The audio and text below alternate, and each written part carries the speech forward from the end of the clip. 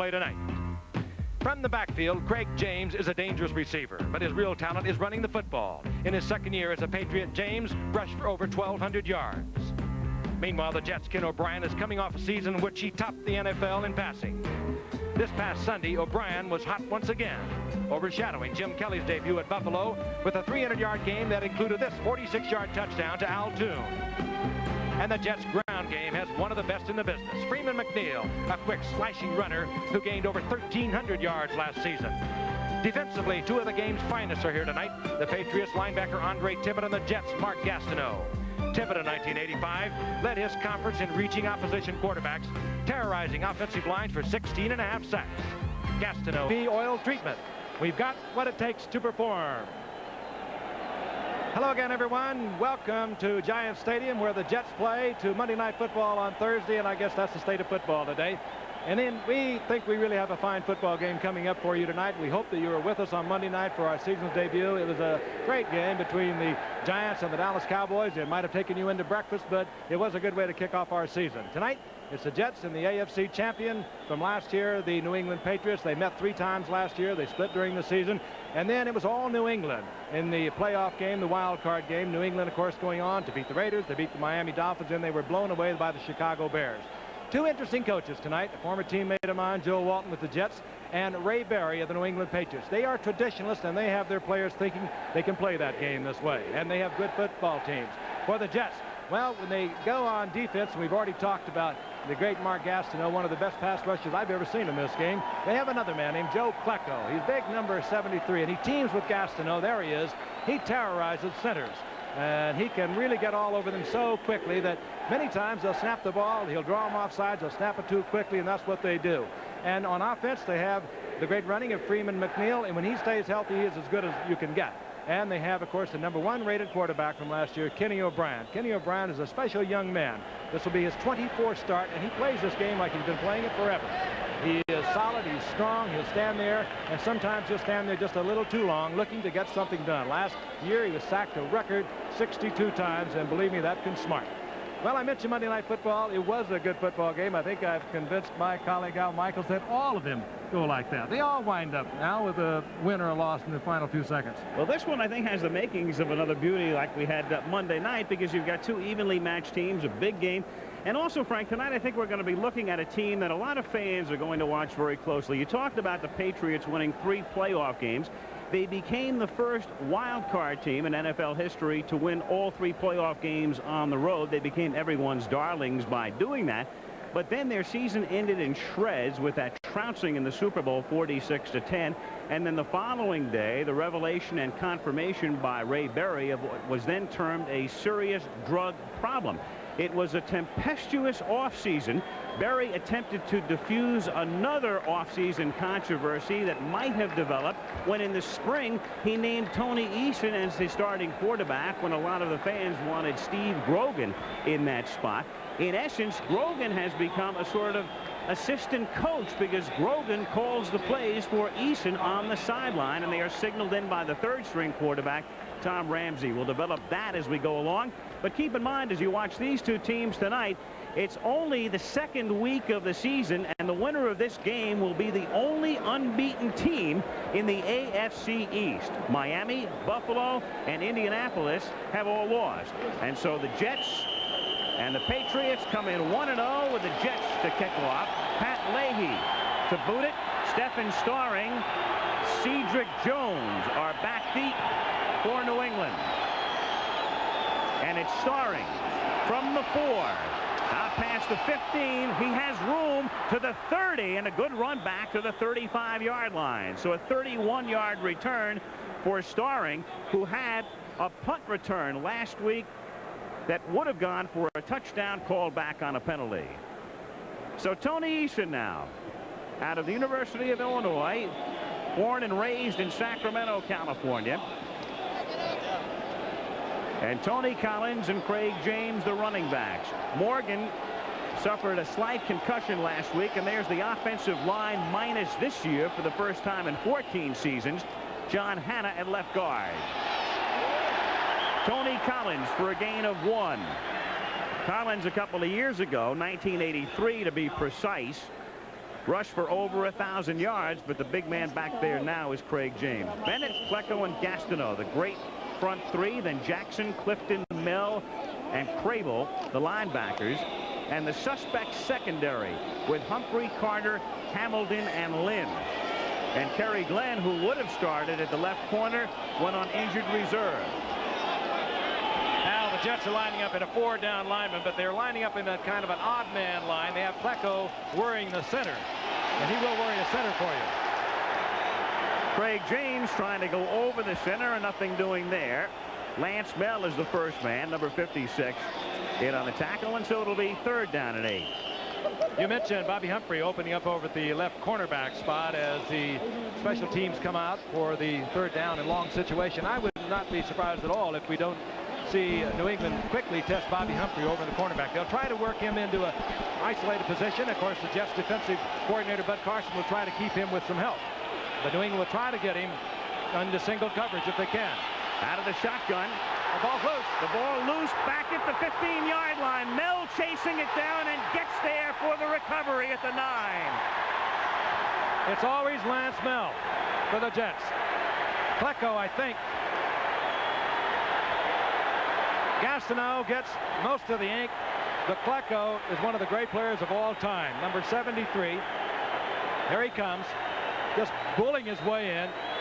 Gets an arm in there, pulls the ball loose. Now look at Lance Mel. He is the man that always gets the fumble recovery for the Jets. He gets the interception, and he comes up with the ball right at the 10-yard line. Big turnover, and these games have turned over the years so many times with the turnover. The Jets had 4 of them in the playoff, Al, and that really cost them dearly. So now the Jets trying to capitalize early on.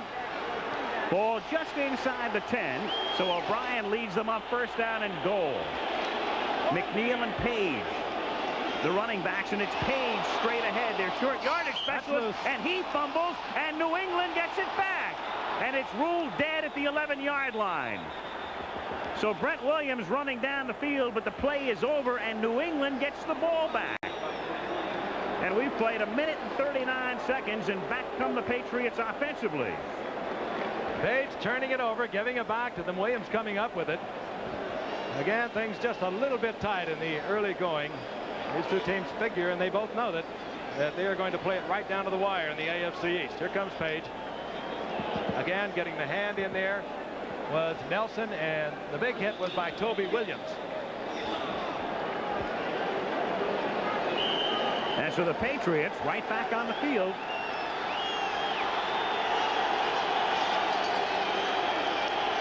Patriots, by the way, hurting. Tony Page. Excuse me, Al. Defensive line, we'll talk about it later, but they only have 3 real solid performers on that defensive line. Irving Fryer making his first start of the season. That was Fryer in motion, and James goes nowhere. The Patriots have a lot of nagging injuries. Stanley Morgan with that slight concussion, but he's playing. Fryer saw very little action, and there are Grogan and Ramsey, with Grogan calling the plays and Ramsey 12 signaling them in to Tony Eason. But Eason with sort of a short deck amongst the receivers tonight. Starring was shaken up last week as well. Morgan with a slight concussion. Fryer seeing his first action of the year after being very sparingly used in preseason. Eason rolling and throwing and finding Morgan at the 29-yard line for a 1st down. And right on Hector. They found him, they got him alone, and Morgan beat him. Eason with a little bit of a rollout. Again, Humphrey is in there because of an injury to Kerry Glenn. He's a good athlete, Humphrey, just has not played there. He started out to be a wide receiver a year ago as we look at it in a reverse angle. And again, Eason chased out of the pocket by good pressure from that 4-down lineman. But you get an isolated cornerback who hasn't played much. He is a little worried about giving up something deep, and Morgan beats him in front. We thought we'd see it. We saw it. Fryer wide left, Morgan wide right. And they have Beatty in the slot, number 48, the tight end, and James hit back in the line of scrimmage. Marty Lyons, number 93, the first man to make contact, and he'll get credit for the tackle, and Gastineau made sure he advanced no further. I look at it again. Again, the 4-down linemen, the ones we did not give you in the lineup, would be number 93, Lyons. And that means Crable moves over to the middle linebacking spot, although they do slide them along the line of scrimmage. But we are seeing exclusively 4-down linemen for the Jets thus far. They use Gastineau in the pass rush like a linebacker. They'll move him all over the place. And the passing down is coming up. Second and long. Second down and 14, and that's Klecko bursting through. That was a familiar scene in the game last week with Buffalo. Referee. Encroachment. Defense. Second down. Tom Dooley assessing the 5-yard call, and it'll be second down and 9. Kind of a cockeyed stance, but he knows exactly his assignment. He's got a gap to fill. He's right there. He's big. He's cherubic looking when you look at him. But you don't want to get across the line of scrimmage from him. Been to the Pro Bowl, 3 different positions Joe Klecko has. Second down and 9. And Eason to Morgan again. Morgan last week shaken up in the 3rd period after he had caught 7, and he's already caught 2. And as you can see, the NFL's all-time leader in average per catch at 20.4. And there are only 5 men in the history of this league who have caught at least 200 passes who have a better than 20-yard average. So he's a big play man. That's a fine pass by Eason. That was double coverage. A couple of men in there, and Morgan still was able to get open, but Eason had the confidence to get it in there. On 1st and 10 from the 42. Wobbly pass and overthrown and incomplete. Kyle Clifton put the pressure on. Intended for Morgan. As you look at Ray Berry. Took over the season before last. Took the Patriots to the Super Bowl last year in his 3rd year, and 16-9 through his first 25, including the win last week over Indianapolis, 33-3. That's Ramsey signaling the play-ins. We'll talk about it later. It's unique, as far as I know, in the NFL. The Ray Berry is a system that he likes. Of course, you need the personnel to do it. Grogan calling the play and Ramsey signaling it in. They all stay in the game that way. On second down and 10, James goes nowhere. Bennett, number 78, in on the stop. Jets are doing just what they want to do. We see a little scuffle break out. They are pressuring Eason. They're getting the pressure with the 4-down linemen. They are absolutely, thus far, shutting any kind of a run game down. They're doing with the 4-man line. Klecko hitting the gap. And Klecko's on the same side with Gastineau. It really frees Gastineau to put the pressure on the passer. Meanwhile, you took a look at 67, Steve Moore. I want him on my side when you begin to scuffle. What do you figure Moore tips the scales at? It's got to be 320. He's a big one. A good old big one, an old big good one. Got the 2 wides to the left. 3rd and 10. Shotgun again. And Eason for Starring, and he's covered well on the play. Carter Wright with him. But again, it was Klecko and Gastineau. Eason had to throw that before he wanted to throw. And let's take a look at it again. This is what the Jets count on. They don't have a Tippett. They don't have a Lawrence Taylor. They count on Mark Gastineau. They move him all over the place. This time he comes from the right side. And Eason knew he had to unload that, and he unloaded it before he really had a chance to clear his receiver. So the Patriots to kick. That's Kurt Sohn back to receive for the Jets. He had a big run back in the regular season game here in overtime that led to a game-winning field goal. Rich Camarillo in his 6th year out of Washington, and one of the better kickers in the league to put it in the air for New England. Oh, yeah. Good angling kick toward the near side, and he leaves Sohn no room at all at the 9-yard line. So the Jets start from there with 10 minutes and 31 seconds remaining in the first quarter. He wouldn't want that one back. Former teammate of mine with the New York Giants. He has built this team in 4 years in his own image, and he's either going to live or die with it, as coaches always do. He got rid of a lot of players that had played for a long time for the Jets. He went out to get the players who would play a full game, as he put it. Maybe lesser talents, but nevertheless he wanted players he felt in a league today where some of the players don't give it a full game, and that's what he thinks he's collected. But he's watched his team blow one opportunity as the Jets had it 1st and goal and then fumbled, and now they start this drive from their own 9-yard line with Walker in motion and McNeil taking it out to the 16-yard line. So Ken O'Brien, the quarterback, last year was his first full season, and in the rating system devised by the league, O'Brien was #1, and he's #1 after 1 week. McNeil and Page, then Kuhn developing into a great one with Walker outside and Schuler the tight end. Sweeney's done a fine job thus far, moving to left tackle.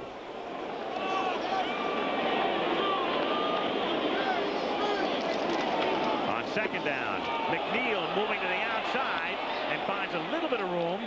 Picks up 2. Don Blackman, who had 3 sacks last week, making the stop.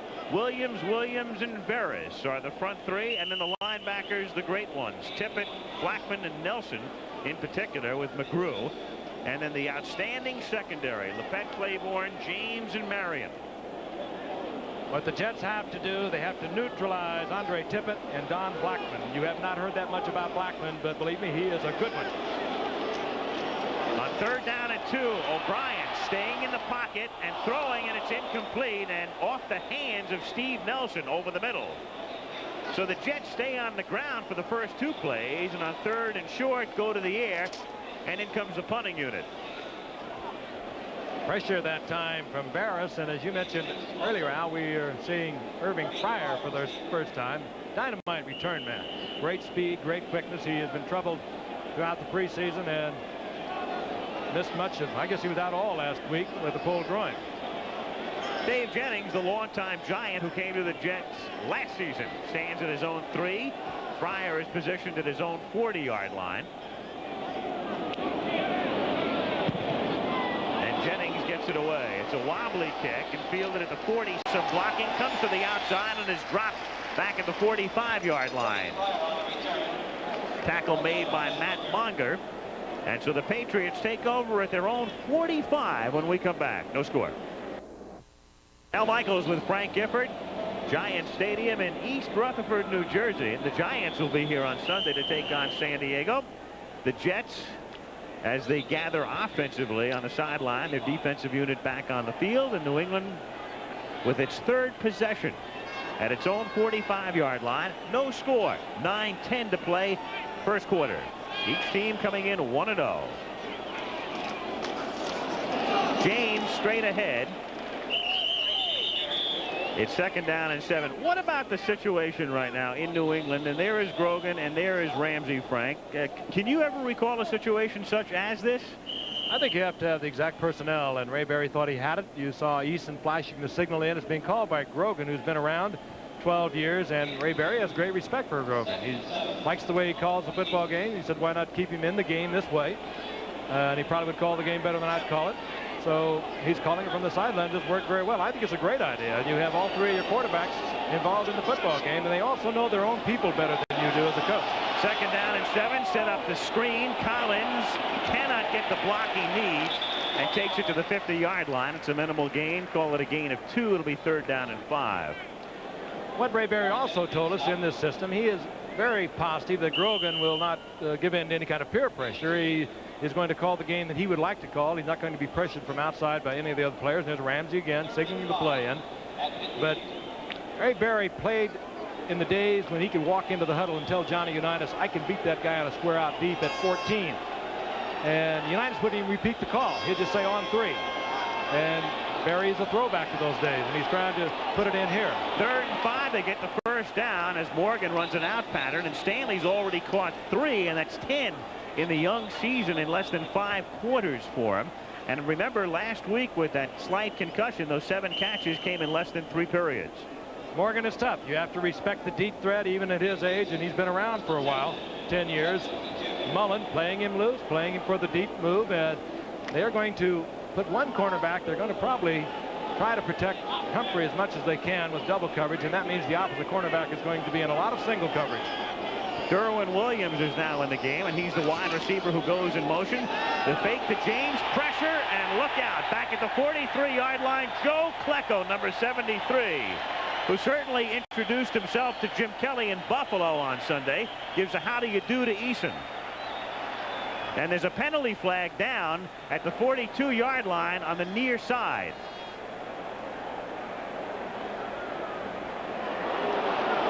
Klecko just bullying through there. He'll pick up the call, and it's going to work against the Jets. And it was away from the play. Tom Dooley is the referee tonight. Offsides, defense, man on the center, first down. Well, that's Klecko. It's a good way to get a sack. Well, that was the story in Buffalo last week as well, where Kelly kept tripping over his center. Klecko put all the pressure on.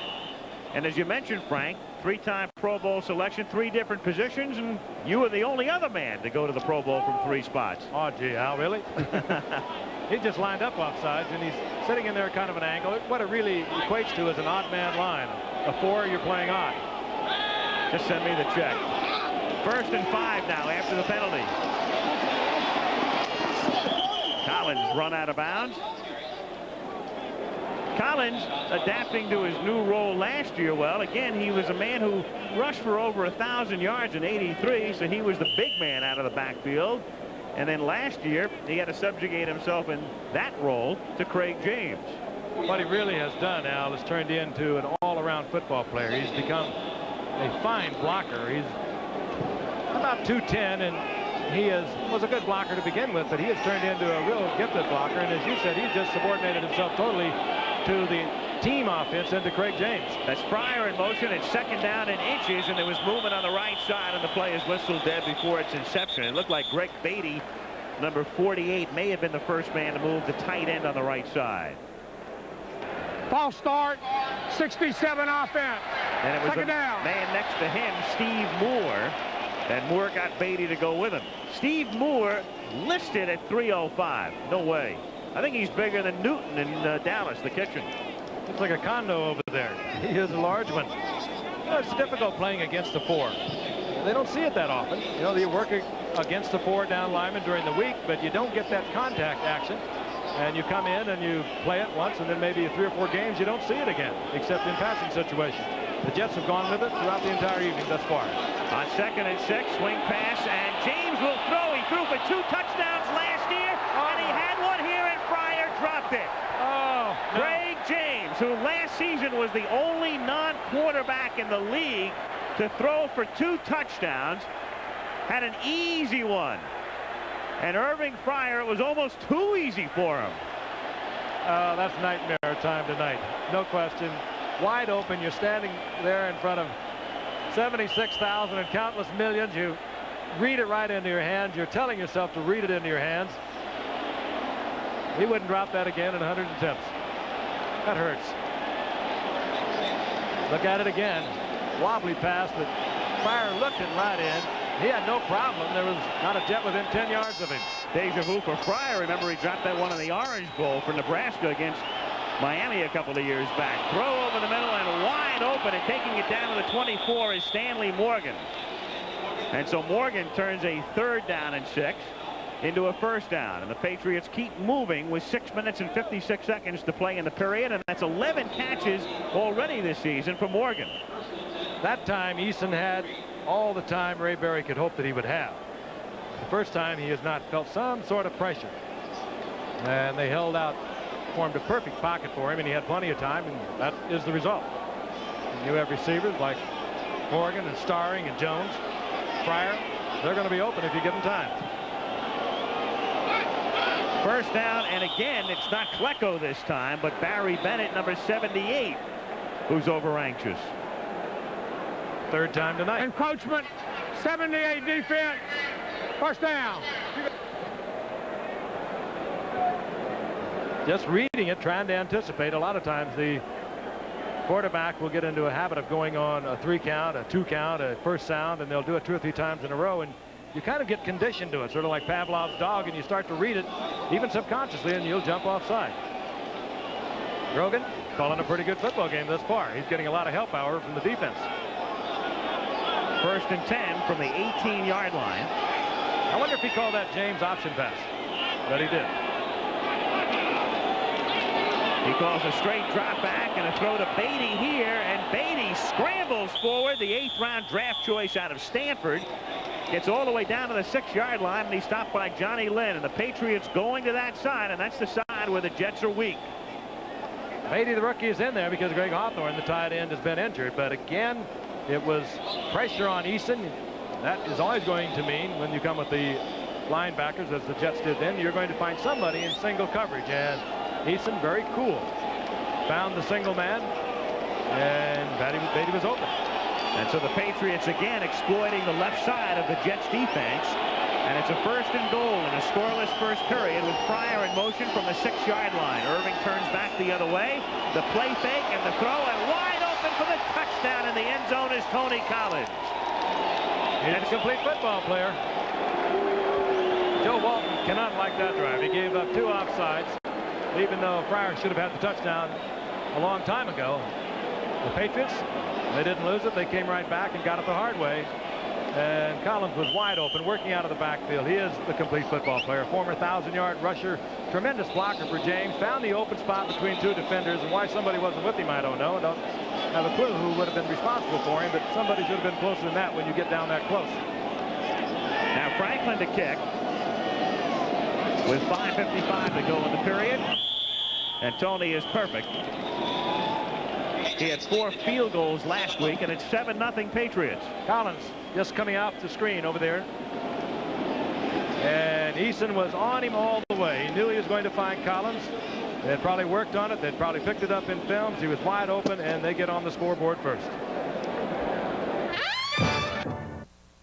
For the New England Patriots, and that's 27 consecutive games in which the Patriots have had a touchdown pass. Gastineau getting a massage on the far side for the Jets as New England leads by a score of 7-0. 27 straight games of TD pass for the Patriots.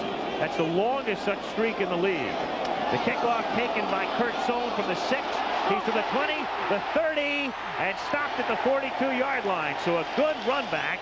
He's stopped by Glenn out at the 42-yard line. Take a look at it again. Kurt Sohn, tough little cookie, gets a good opening here. That's the only way you can run a kickoff back and consistently pick up good yardage is just to do it with total abandon and hope when you get there where all the people are, there's going to be something that opens up, and that's what Kurt Sohn has done. Joe Walton is so fond of this youngster. He's out of Fordham, free agent, major surgery in '84, has come back now twice to make this team. I'm glad you pointed that out orally. A lot of people might have thought that was a typo. Fordham. McNeil, 40, 50, and takes it to the 46-yard line. As he gets into Patriot territory, he is stopped there by Ronnie Lepet, the left corner. And McNeil a little slow in getting up. That's kind of his trademark. He'll be back there. The great ones seem to be that way. Jim Brown, you'd think he was cool every time he carried the football. McNeil kind of does that, has that little move also. Get a good kickoff return like that, it can really lift your offense. Neither team has done very well on this network. We showed you New England's record before, and the Jets are 6-11. And from the 46-yard line, it's McNeil for a gain of 1, stopped by Garen Veris, number 60. Those of you who followed New England a year ago know that Veris was on the other side, but Julius Adams' retirement, they moved him over to the right side. Sellout crowd here at Giant Stadium where the Jets play their home games. Beautiful facility. Same architects who built Arrowhead out in Kansas City. On 2nd down and 9 for the 45-yard line, O'Brien throws to the far side, and that's Al Toon, and that's what the crowd is chanting right now. Toon, Toon, run out by Raymond Claiborne. Toon developing into an outstanding wide receiver. Had a big day at Buffalo on Sunday. He's going to grow up and be a great one. There's no question. He has it all. He has speed, he has size, he has the moves. You have to respect him, Pete. You can see how far off Claiborne was playing him. And Raymond is one of the 5 defensive backs in the league. You just have got to play him for a deep move if you're isolated on him one-on-one as Claiborne was. 4.5 minutes to go, first quarter. It is 3rd down and 1. And it's Johnny Hector on his first carry of the game, and he has the first down as he gets to the 34-yard line. 1st and 10, New York. Joe Klecko and the Jet defense. He really has done that. He went to the Pro Bowl originally when the Jets were in strictly a 4-man, a 4-3 defense. He went as a defensive end, then he went as a defensive tackle, and last year he went as a nose tackle. Sort of the spiritual leader of that defensive unit. Gastineau, of course, had a great player. Gastineau gets a lot of the press, a lot of the ink, but the guy who gets the job done just as often is Klecko. That's Schuler, the H-back, going in motion. McNeil turns, flips back. That's a live ball to O'Brien, and he hits it out of bounds, backs it out of bounds to make sure the Patriots don't recover. I think the Patriots had a little bit more success on their razzle-dazzle, at least at the inception. James throwing what would have been a touchdown pass to Fryer. Instead here, the Jets are lucky that the Patriots don't wind up with a football. This is really ugly. There's nothing to this at all. I mean, this wasn't even close. The intended receiver, had that ball not been overthrown by about 3 feet, was Al Toon. He was deep downfield. He was open. Way open. Delighted to be here. Off those airplanes, at least for a game. At least for you. Go get his breath! Go get his breath! Here's a bi-coastal commuter. Absolutely. Second down at 27, back at the 49-yard line. Sohn goes in motion. O'Brien in the pocket, throws, hits Sohn wide open at the 45. He runs it down inside the 30 to the 29-yard line. Roland James makes the stop, and they got back a lot of the 27. It'll be 3rd down and 6. You got to figure in 2nd down and long, you're going to get a lot of pressure. So what you want to do, Sohn now stays in and does a little like he's going to block, sits in there really tight, and O'Brien put a good fake on him because I think he for sure was going to come back to Sohn. Sohn's underneath. He was there and wide open because all the deep receivers had taken the defense deep, and he almost gets back to 1st down area. He's about a 3rd down and 6. That's a fine call. 3rd down. And it's O'Brien on 3rd and 6. It's tipped and it's intercepted at the 20-yard line. Picked off by Ronnie Lepet, and he is dropped at the 22. Al Toon was the intended receiver. And so that stymies the Jets drive, and the Patriots will lead 7-0, get the ball back with 2:48 as Lepet takes it away. Intended receiver again, Al Toon finds a little gap. Zone defense over on that side. This is very uncharacteristic of O'Brien. He was looking right. He looked back. I don't think he even saw Lepet. And the Patriots get it back. Who made the interception. Last time we saw him in the Hall of Fame game in August, opening game of preseason, he ran an interception back 93 yards for a touchdown. Collins on 1st and 10 goes nowhere. Let's take a look at that interception again. O'Brien has looked right. He spins back and fires a shot to Toon. I don't think he saw Lepet, who was way over in the sideline in the coverage. And he read with O'Brien and was there to pick it off. 2nd turnover now for New England, and Harry Hamilton right there is the man who is shaken up, the strong safety, and with their woes in the secondary, they cannot afford to lose this man, especially tonight. They have been plagued with injuries now for 3 years in their secondary. Interestingly enough, New England's 4 defensive backs last year started every game. They played every single play except when they were taken out of the game. Meanwhile, the Jets only had 3 games in which they started the same 4 defensive secondary men. And now it does appear as if they are going to lose Harry Hamilton. We'll get a report from the bench as quickly as we can. It does appear to be some kind of a laceration. Highly unusual with the sophisticated headgear that they wear and the nose guards. But we'll get a report as quickly as possible. But the Jets have been really plagued with injuries in that secondary for a couple of years. They were not sure who they were going to go with tonight, and they finally decided they would open over the corner with Bobby Humphrey, a good athlete, but he has never played, never spent much time over there. He was a wide receiver a year ago and a return man up until tonight. Lester Lyles replaces Hamilton, and it's 2nd down and 10 from the 22-yard line. Craig James slides off. He gets to the 30 and has the 1st down, shoved out of bounds at the 35-yard line by Russell Carter, number 27. 1st down New England with 2:03 to go in the quarter. Craig James, very heady runner. He doesn't have great speed, but those of you in the Southwest Conference and anyone who follows college football knows that he played with Dickerson down there at SMU. He did the same kind of thing. He gets to the outside, he reads the defense as well, and all of a sudden you look at Craig James and you don't believe it, but he's ripped off a 1st down, ripped off 5, 6, 4. He's just consistent. 1st and 10 from the 35-yard line. Collins. Broom. And gets 9. Stopped by Miano and Lyles. 2 men who would normally be backups forced into action. As far as the running backs are concerned, Frank talking about Dickerson and James playing in the same backfield. Interesting to note here, too, as we watch the play again, that their #1 draft choice, Reggie Dupart, out of SMU, but he's on injured reserve right now. That's just a little bit of everything on that run by Tony Collins. He picked up the block by Fairchild, which was a good one. Ducked under Marty Lyons, sprinted to the outside, and he gets up close to a first down. 2nd and 1 from the 44-yard line. Draw, James, and he gets close to a first down. He may be a little shy. Gastineau is in on the tackle. The report on Hamilton, cut forehead. They have taken him back for stitches, and he will be back in the game, is the report we're getting. Stitches will not get you out of this game. It could be a little hairy if it's right on the line where the webbing of the helmet comes to. The other night, interestingly, we saw the strong safety Bill Bates of Dallas fracture his ring finger, and he was back in about 6 minutes. First down from the 45-yard line. Off the fake, Eason throwing far side, and Morgan makes the catch. A great catch as he beats Davlin Mullen on the play. Literally takes it away from Mullen, who was on top of him, and Eason is hurt.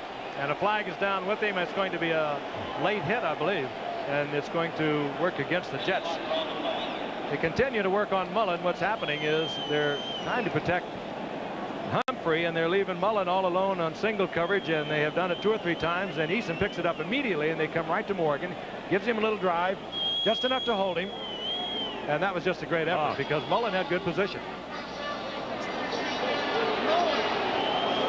Let's take a look at the catch once again. Mullen had good position. He just didn't battle for it. Been around 10 years, and a player like Morgan is more than his share of the time going to come down with the football. Personal foul works against the Jets. Is tacked on after the reception, roughing the passer. So the Patriots at the New York 26-yard line, 1:09 to play in the first quarter. New England on top 7-0. And exploiting the thin Jets secondary.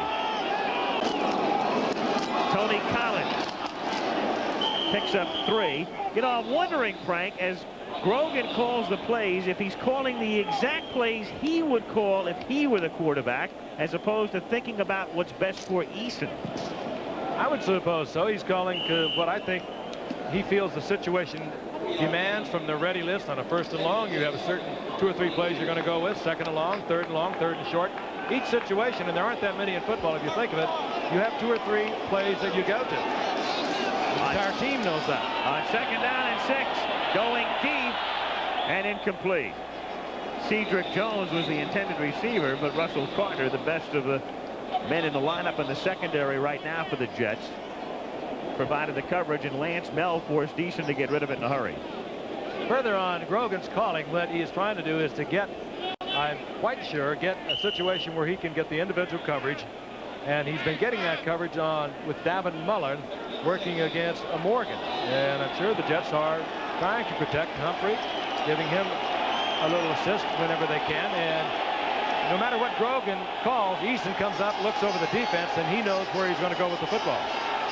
Out of the shotgun now, the Jets bring Jerry Holmes in as the added defensive back, and Eason in trouble, and down he goes at the 35. Klecko and then Gastineau coming in, and a big play for the defense. So big because it's going to take Franklin out of field goal range, I do believe. And why you fool around with this down here, I don't know. They were moving the ball. They were doing just about what they wanted to do. And just freewheeling comes Klecko, and if it hadn't been Klecko, it's going to be Gastineau. And Gastineau is shaken up. Gastineau is down at the 48-yard line. Holding his right knee.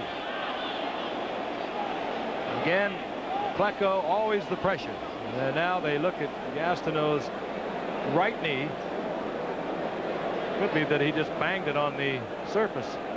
Here it did not look as though he was hit or twisted it. 29 seconds to play in the quarter. How important that is, Al, it is going to take New England pretty much out of field goal position, I do believe. But it also stymies the drive, and this would have been a big drive for New England. Had they gone into the end zone, the Jets would have thought they had a 1st and goal and then fumbled. They were on a good drive of their own and had it intercepted, and New England would have marched down the field twice, and the Jets might have been in big trouble. So that was a very big defensive play. It'll be 4th and 16 when play resumes, but the Jets have other problems right now with Hamilton getting stitched up And the question mark right now with Gastineau. Let's take a look at Gastineau. They're both in there, Klecko and Gastineau. He'll be the left side of your screen. Here he comes. And remember, it's the right knee that he's holding. And he just was trying to avoid the pile-up. They had just been called, the Jets had, for roughing the passer. He appears to be all right. He doesn't wear any padding on that knee, and he might just have come down on the artificial surface, maybe even before this play. He's a method actor. He's a Stanislavski all the way. He'll give you everything. I have a feeling we'll see more of Gastineau tonight. Meanwhile, for New England, they're looking at about a 50-yard field goal, and they are not thinking field goal at the moment. I don't believe. It is 4th down and 16, and Eason had started to go back toward the huddle. And now as play resumes, he moved toward the sideline. Now he'll go in again. So he checks with Grogan and Ramsey. And at the 32, it would be a 49-yard field goal. And they will opt to go for it. This is what you say, caught in the middle. You don't feel that your kicker can reach it from that distance. You got a 4th down and 16. You don't want to punt it because you're not going to gain that much. I think they just want to run it out. They're going to punt this football, or either talk it over with Franklin, hope they can get a little bit of a prevailing breeze, which they will have at the end of as we change ends at the quarter. So maybe a little bit of strategy might have worked for New England. They might come back with Franklin.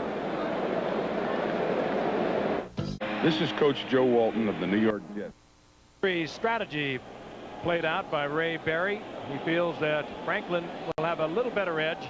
They let the first quarter clock run out to give Franklin a little edge on the breeze. He will have a little bit of a prevailing breeze, even though it swirls here in Giant Stadium, and the kick will be at about 50 yards.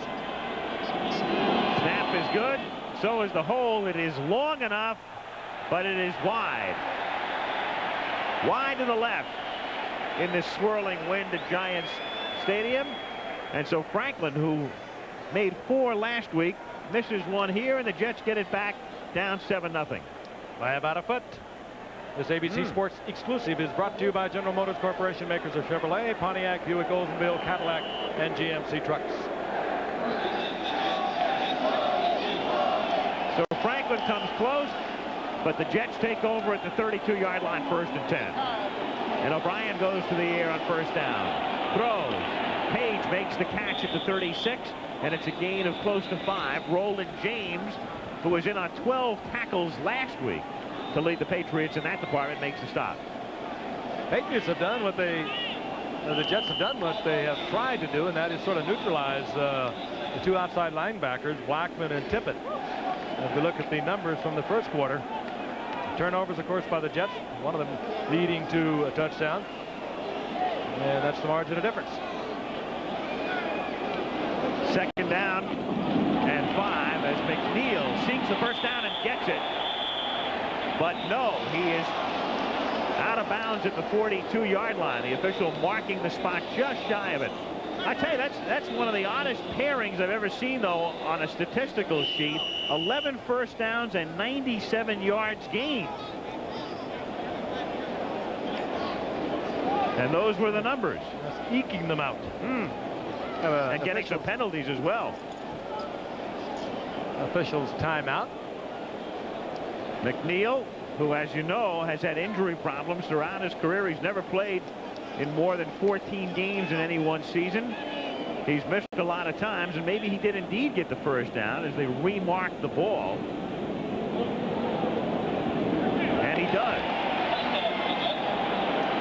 They had put the tape down that they ordinarily have for a 1st down. I think it's a little misleading for you and for us. It was about a yard in advance of where the marker really was. And the word is on Mark Gastineau that he will not at least be back in the 1st half. He has a twisted right knee. And for the Jets, if they lose Mark Gastineau for any length of time, they are in trouble defensively as we look at Gastineau. He's their Lawrence Taylor. He's their Andre Tippett. They move him all around. They use him like a linebacker and a defensive end and from what other position, but mainly he's a pass rusher. McNeil again on 1st down, takes it to the 44-yard line. Gain of a yard or 2, and Steve Nelson, number 57, the great linebacker in his 13th year out of North Dakota State, making the tackle. The strength of their secondary. Well, one of the strengths, really, because they're also strong in the defensive backfield, but you've got Nelson, and you know about Tippett, who's been pretty silent thus far in the game, but that won't last long. And also Blackman, who had a big week last week against Indianapolis. Big game. 2nd and 9. O'Brien, plenty of time, throws, Tune over the middle at the 40-yard line, and a first down. The crowd chorusing, Tune, stopped by Fred Marion. Tune, a fine catch, but credit that offensive line. New England knew it was fast. They were bringing one linebacker. Here's Tune. He has all the time in the world to work on Claiborne. Turns him around, gives him a couple of dipsy-doos. He's wide open, but keep in mind, O'Brien had about a 4 or 5 count before he had to throw the football. Great protection. And a passer like O'Brien's going to complete it every time to a man like this, unless you get some kind of pressure on him. And O'Brien was the man who went down an NFL record 62 times on sacks last year. Delay to McNeil, who avoids 1 tackle and then gets to the 38-yard line, and Steve Nelson made the stop. And a look at Tony Eason right there. You know what I find interesting, Frank? So much made of O'Brien staying in the pocket last year, and the Jets with some offensive line problems, and 62 sacks. But the year before, Eason had set the NFL record with 59 sacks.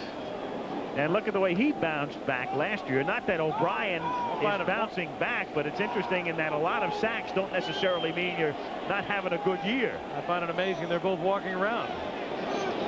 On 2nd and 8, it's McNeil cutting back over the middle and taking it to the 31-yard line, close to a first down.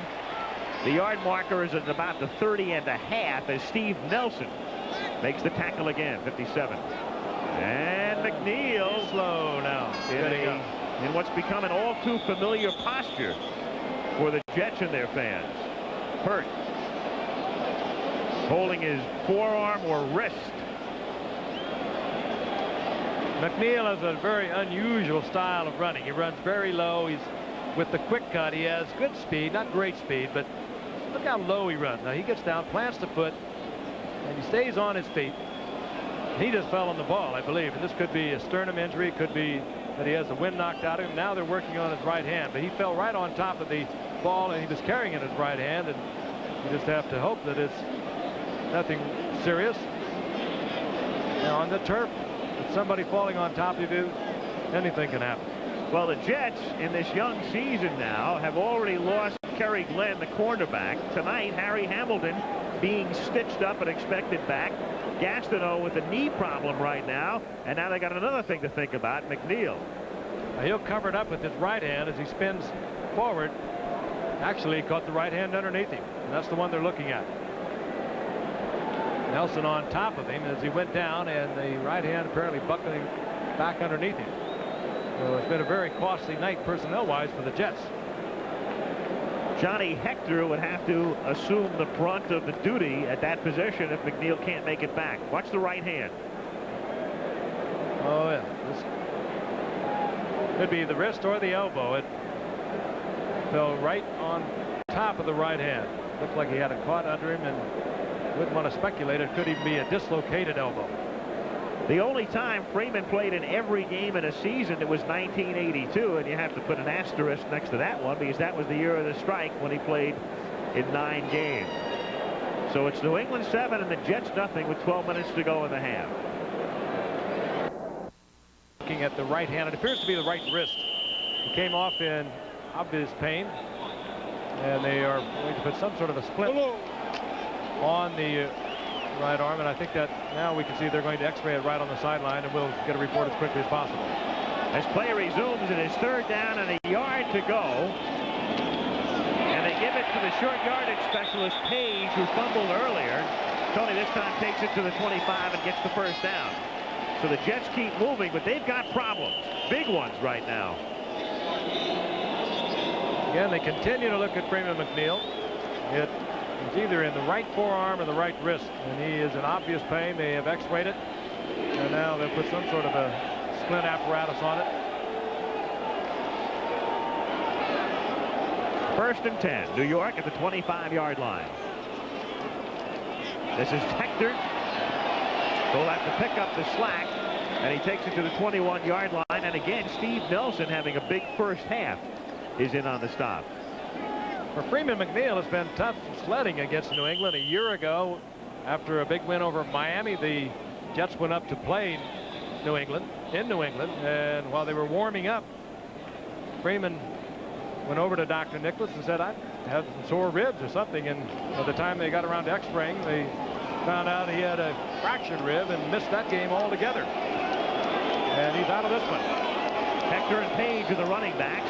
Wesley Walker is in motion on 2nd down and 6. And they give it to Hector, who takes it to the 20. Picks up 1, and Toby Williams, number 90, the man in the middle, along with Nelson, getting an assist on the tackle. So it'll be 3rd down and 5 for the Jets. 10:17 to go.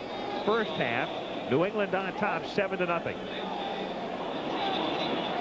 They are calling it now a sprained elbow, and they will not commit as to whether we'll see him again. I really question that, because he is in obvious pain as Dr. Nicholas continues to look at him. As far as Johnny Hector is concerned, he started many times for Freeman McNeil, who has had some rather fragile times in his 6-year career, even though he had a great season a year ago.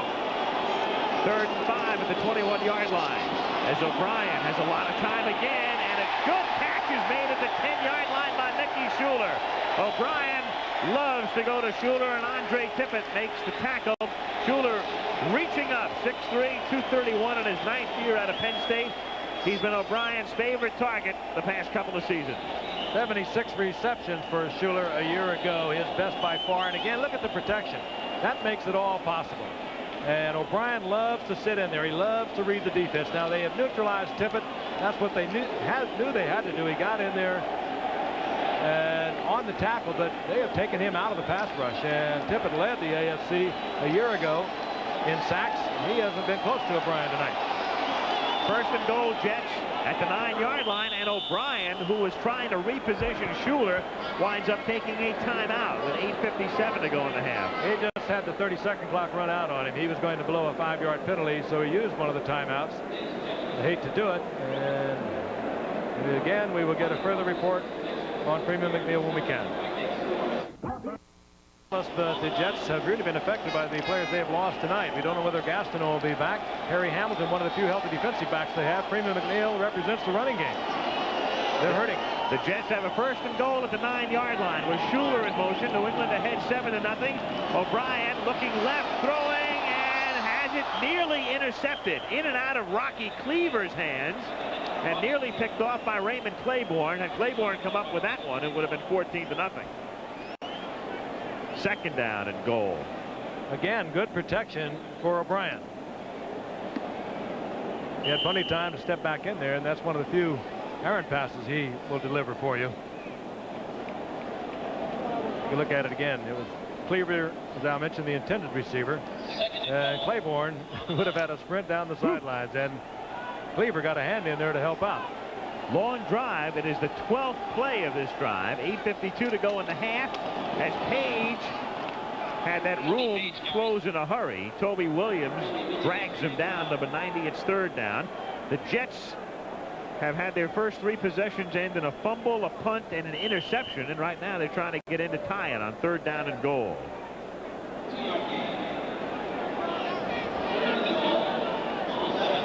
Page, leading receiver for the Jets, surprisingly, last week in their game against Buffalo. He was the principal checkoff man for them. But Sohn right, they have Toon left, and of course they always have the big tight end Mickey Schuler, and that's where O'Brien likes to go. Sohn in motion, and Sohn on a play that doesn't fool anybody gets decked by Garen Barris at the 17-yard line. And so the Jets with a very curious call. Barris had a great rookie season over on the left side a year ago, just barrels upfield. He sees it. I know. He saw it all the way. Read it coming in from the right side. Could see it coming around all the way. Sohn was right in his sights. He didn't even look at O'Brien. And he stretches things out for the place kicker, Leahy. Leahy, a 32-yard attempt. Pat in his 13th season, the senior member of this team. And Leahy's kick is perfect. So the Jets are able to pick up 3. And that's the 13th straight over 2 seasons for Leahy. 7-3 New England. The report from the bench, he will not play the balance of the first half, but obviously the injury is not That's serious, and he's going to be checked out at halftime.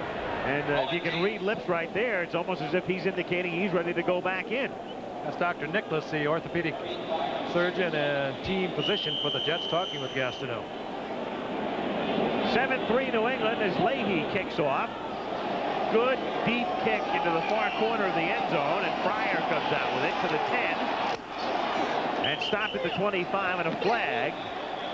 And Fryer angry that he couldn't advance further, and a penalty marker goes down. So Tom Dooley checking it out with the side judge who made the call. Side judge is Gary Lane, and it's against New England.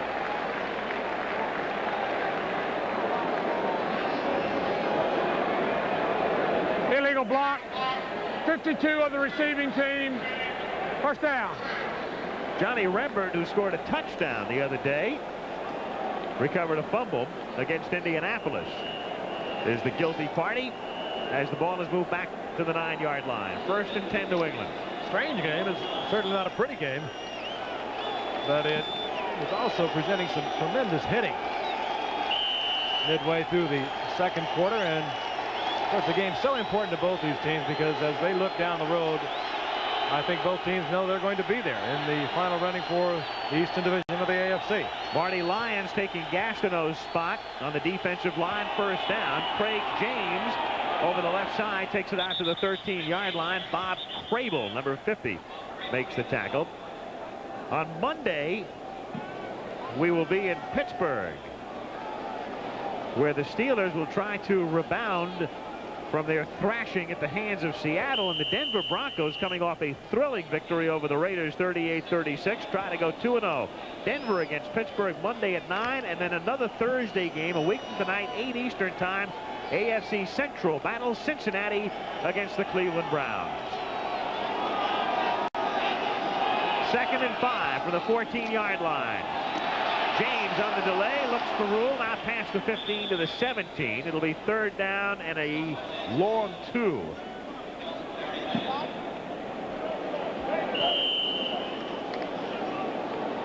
Craig James being held in check thus far tonight.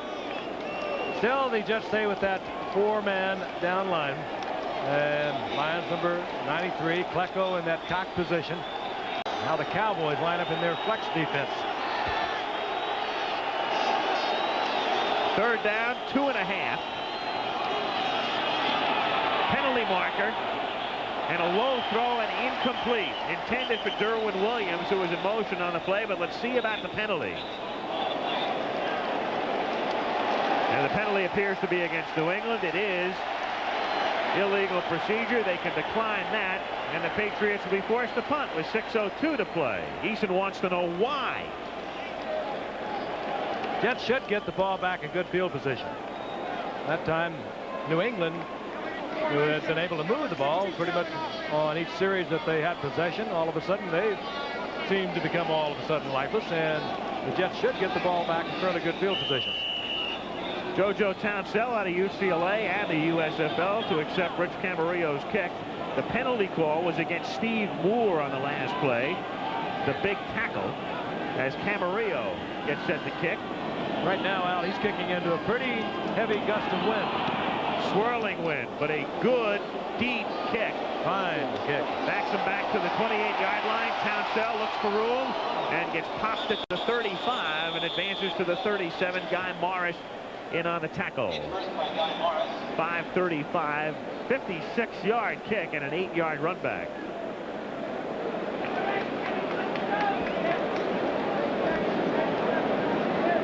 These two teams, of course, once again, met in the wild card playoff and figured to be a close one. And 4 turnovers by the Jets, and it was a blowaway by New England. Here they are again.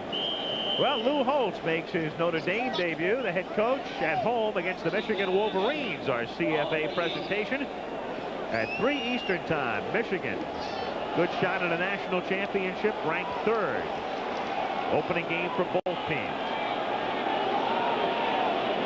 1st and 10. Walker in motion. Jets from their own 38-yard line. O'Brien throws over the middle and hits Johnny Heckner, who in turn is hit by Andre Tippett, number 56, the great outside linebacker. Stephen Starring, if you're wondering where he is, the wide receiver for New England, who was hurt coming into the game, hyperextended right knee, and his participation in the balance of tonight's game is doubtful. He was questionable coming in with a bad toe. Ray Berry bemoaning the fact that he only had a couple of days to get ready for this Thursday night game after the Sunday game, and he had a lot of nicks on a lot of players, and he has now apparently lost Starring from a different injury. On 2nd and 8, O'Brien goes down to the 31-yard line, and it's Don Blackman with his 4th sack of the young season. You roll right, and you hope you can get away from Blackman when you do not have enough people out there to block him. But not Blackman. You'll see him read it. Nobody there. Everyone in the pattern. You just don't have enough people to block, and down goes O'Brien. Moss is back to the 33-yard line, and the injury is continuing to mount tonight. We've lost a lot of players. Starring hurts them in a lot of ways, not only as a receiver, but as a return man. On 3rd down and 16, it's Hector taking it out to the 40-yard line, and the crowd booing that call by the Jets. Another strange call. On 3rd down, 16, they give it to Hector on a basic sweep. 3rd and long, very conservative. Very conservative. Those calls made in concert between Rich Kotite, the offensive coordinator for the Jets, and Joe Walton on the sidelines. Fryer back to receive Jennings' kick. Under 4 minutes to go in the half. Patriots on top, 7-3. Jets trying to take as much time off the clock as they can. Now the snap. Spiraling kick. Not very deep, and in fact takes a bad bounce for the Jets and goes out of bounds at the 29, and the crowd boos that one as well. So Jennings with a 31-yard boot. Dave did not get that to turn over, and he lost a lot on it. The ball took an unusual bounce. Joe Walton, I'm sure, wondering what else can go wrong tonight. Not only they lost a lot of key players, all of a sudden the life seems to have gone out of the football, completely the football game on the part of both teams. They came out here all fired up, and now it's sort of a seesaw back and forth, nothing really happening. Sputtering. But there's a lot of electricity down there in the form of people like Irving Fryer with a great speed, Stanley Morgan, and you got a couple of big guns in Ken O'Brien and Tony Eason. 1st and 10. Collins goes in motion from the 29-yard line. James to the outside, and there's nothing happening there. Breaking up the play, Crable and Bennett. Raymond Berry, who will not touch at any length on the club's problems. We mentioned the drug situation, the well-publicized situation that surfaced after the Super Bowl last year. He refuses to comment at any length on that, refuses to talk very much about the quarterback situation, wants to concentrate on the game at hand. 2nd down and 11. Good move by Eason to escape. And then he throws for Collins, and it's incomplete. Collins covered on the play by Lester Lyles. Flag is down, and Eason showed great athletic ability just to get out of there. He was going to the line of scrimmage. And the penalty against New England, and the crowd is responding not only to the penalty, but the fact that Gastineau has come back in. So Gastineau, the initial report was that he'd sit out the half, and here he is again. Illegal pass on the offense. Lost it down. 3rd down. Boy, that's a tough penalty. Was he over the line of scrimmage here? Let's take a look at the rush of Klecko, and 28, just about the 28-yard line. So now he's looking. It's almost as if he glances toward the sideline to see if he did come across. It was close. They were right on. The linesman is right on it. He had the flag down as soon as he threw the ball. Gastineau back in there makes a big difference, and I thought we'd see him again. He's a very emotional player, and he's not going to stay out of there if there's any way he can get back in at all. 3rd and 15, going deep for Morgan. No. Stanley Morgan covered by Davlin Mullen. He got behind Mullen, but couldn't make the play.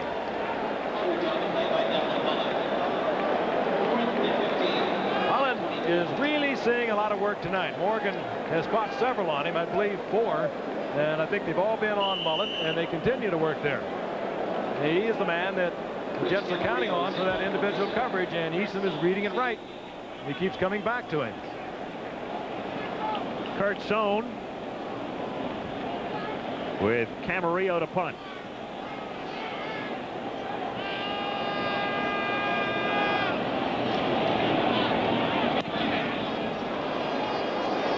Not as deep as his other two.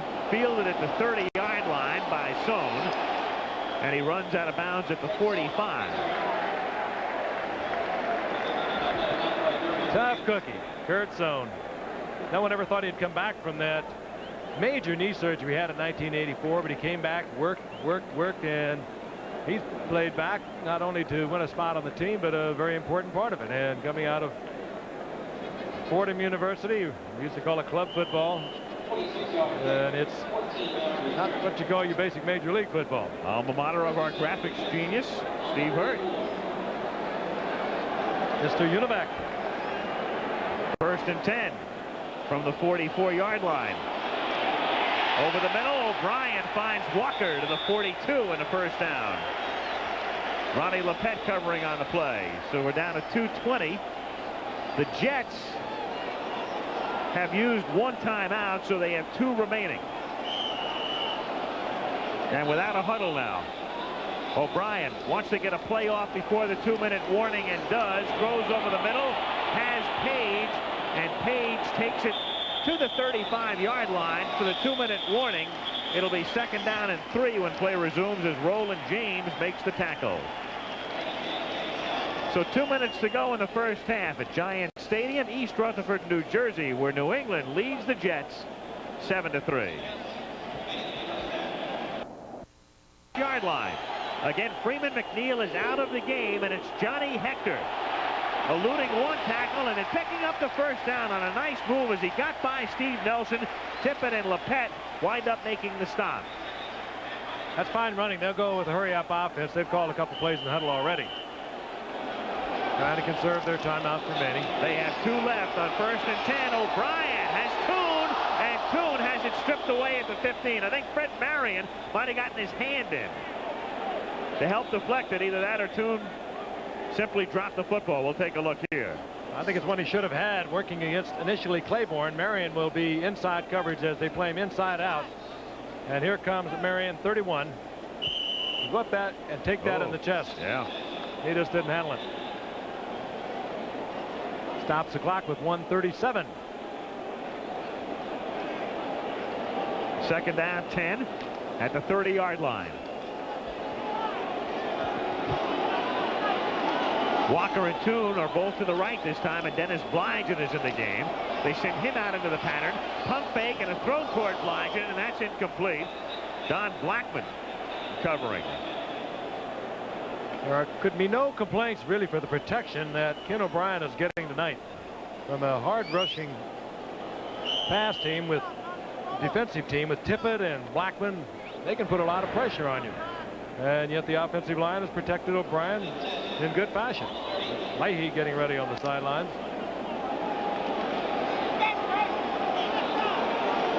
Third down and 10 from the 30. A deep drop by O'Brien, and over the middle, too high, intended for Wesley Walker. And so it'll be a long field goal attempt for Leahy, with the line of scrimmage to 30, meaning about a 47-yard attempt. Leahy has already made a 33-yarder, and he has kicked 13 consecutive field goals over 2 years, and his 13th earlier in this period eclipsed his own club mark. He says he's kicking the ball farther this year than he has. He's been around for a while. He credits to the fact that he has been working harder, working with weights, and he's much stronger.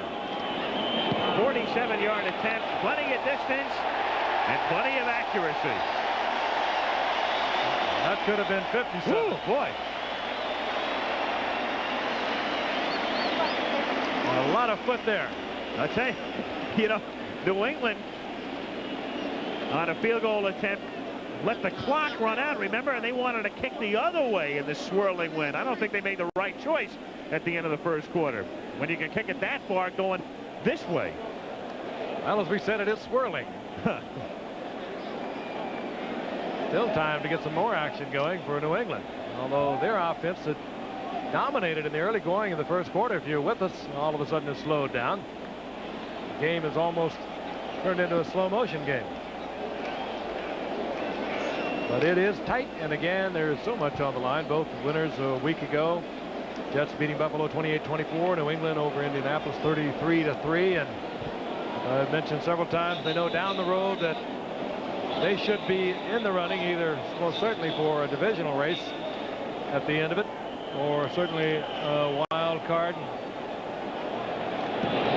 as they were last year, both of them. Kick goes through the end zone. New England comes out to the 20. And as we stated before, Frank, isn't it odd that the season is a week old? This is game 2 for these two teams, and after tonight there'll be just one unbeaten team in the AFC East. Miami was routed by San Diego. Indianapolis, of course, losing to New England. And Buffalo, despite a good outing by Kelly, losing to the Jets. So somebody's going to be 2-0 and on top all alone in the AFC East. You mentioned Kelly, and you think of the draft of '83. Kelly was drafted by Buffalo in '83, as of course were Ken O'Brien and Tony Eason, but it was also a year that produced Dan Marino and John Elway. And at one point, had Elway stayed with Baltimore, they would have all been in the AFC East. And the Jets took some flack initially because they drafted O'Brien ahead of Marino. 1:23 to go in the half. New England with all of its timeouts left. The penalty flag is down as Eason goes for Pryor and throws it behind him at the 40-yard line. Eason getting pressure, and a lot of it. Marty Lyons was in there. A procedure call going against New England. 67 back. Grogan on the sidelines, the veteran, been around for a long time. Number 67 offense is not on the line. First down. Moore again. That's Holloway getting a handful of the wardrobe on Gastineau. He gets a lot of that. Moore, meanwhile, over on the other side, was cocked on sure pass, but he was cocked off the line of scrimmage. You see a lot of that also. Trying to get a better angle for blocking. 1st and 15, inside handoff. Craig James tries to cut it back, fumbles the football, but it's recovered. Recovered by number 76, Brian Holloway. Ooh. So the big man out of Stanford. Alert. Take a look at it again. It's a play that's fairly obvious going back to Gastineau's side. Gastineau thinking sure pass is going to take it inside. He's out of the play, but there's good pursuit on the part of the Jets and covered by the big man, Holloway, and a Jet is down and injured. Another one. It's Kyle Clifton, the linebacker, number 59. Well, they have been going down tonight. It's a warm night here in the Meadowlands.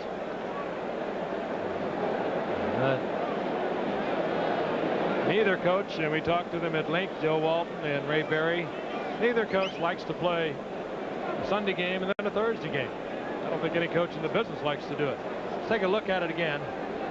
Kyle Clifton, number 59. Nick right there, and I think that just, the artificial turf just held the foot, his left foot, and the knee buckled, the knee or the ankle. Dr. Nicholas working overtime tonight. He's out there once again looking at the left knee.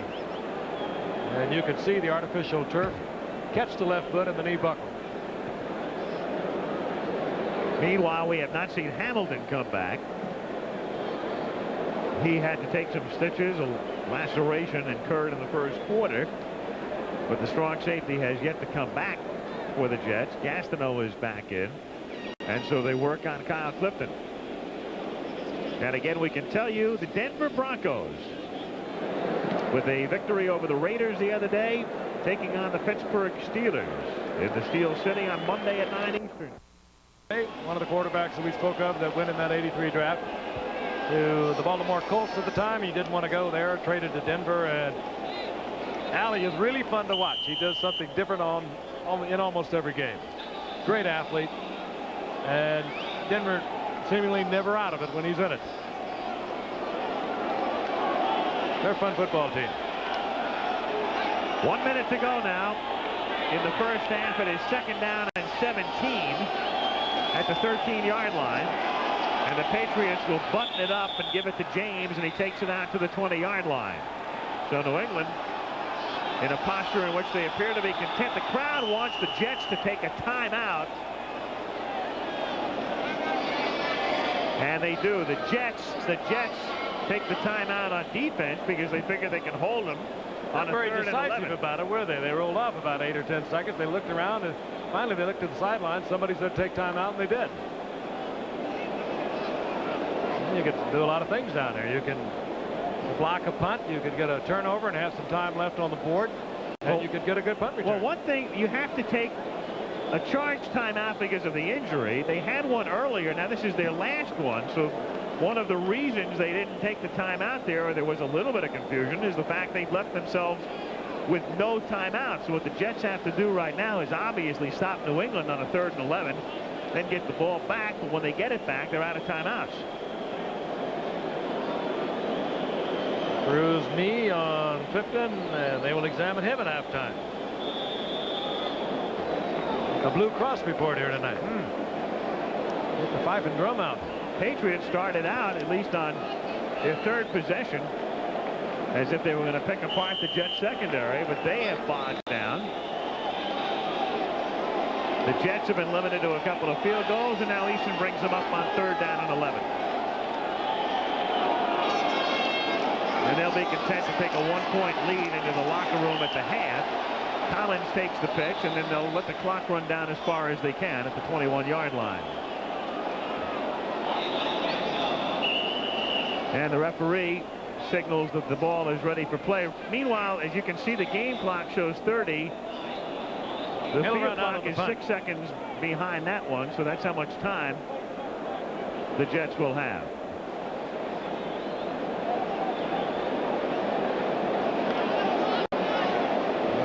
Camarillo run it right down to the final second before he snaps. He cocks his fingers and gets the ball. There it is. With 1 second. Low kick. Bouncing at the 45. Fielded at the 40-yard line. Taken there by JoJo Townsell. And the first half expires as he brings it back to the 48-yard line. Not a Miss America type first half, folks. At halftime, New England 7, the Jets 6, and we'll be back after this word and a message from your local station. The Jets locker room will look like mash. Safety, they're missing their running back, and they will receive the kickoff to begin the second half. Michael Harper and Kurt Sohn are back to receive for the Jets. 7-6. New England on top as Franklin starts the second half.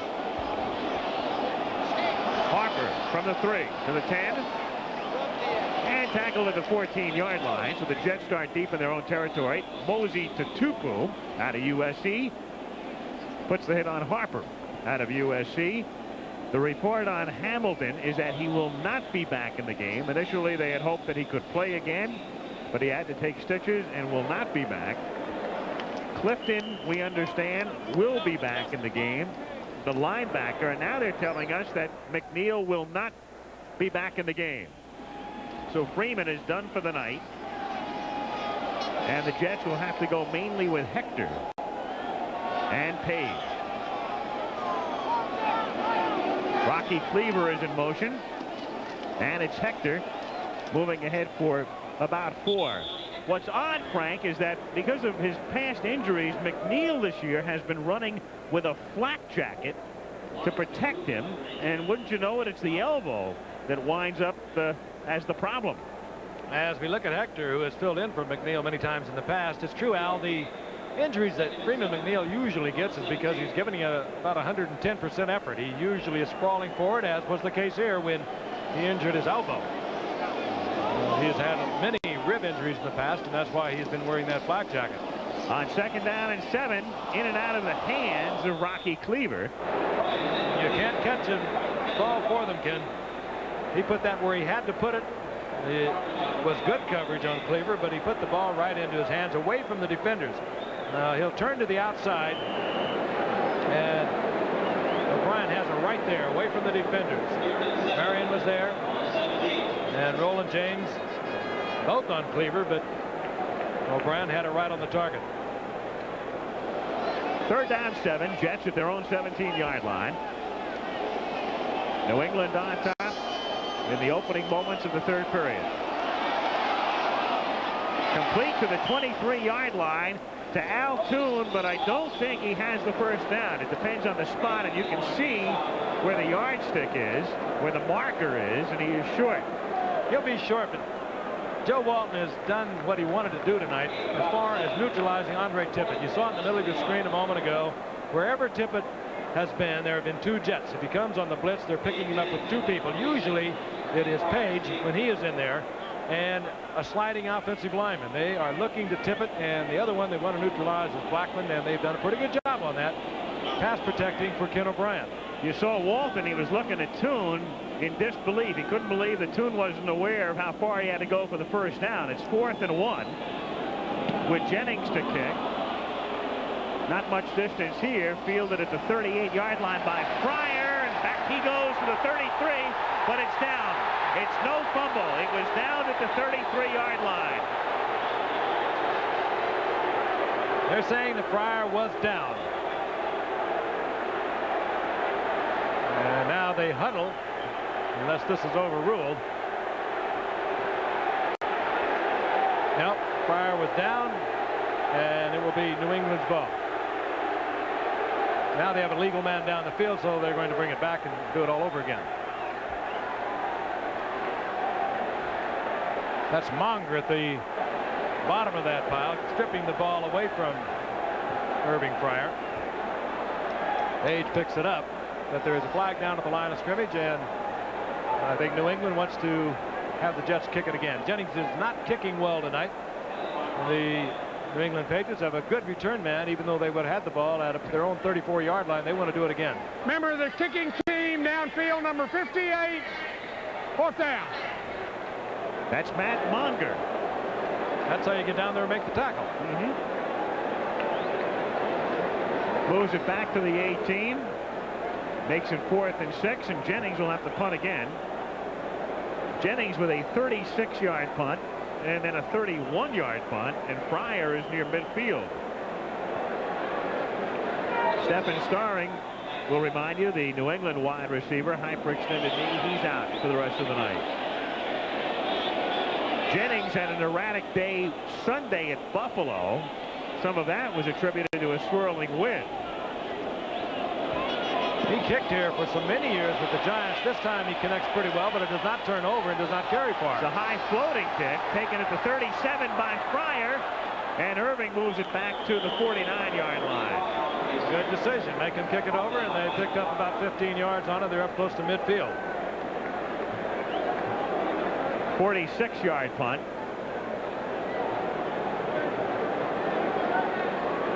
And Fryer brings it back to the 49-yard line. So 1st and 10 for New England at midfield. They lead 7-6. 12:56 to go in the 3rd period. Cedric Jones and Stanley Morgan are the wide receivers. Morgan is wide to the left. Jones to the right. James and Collins are the running backs.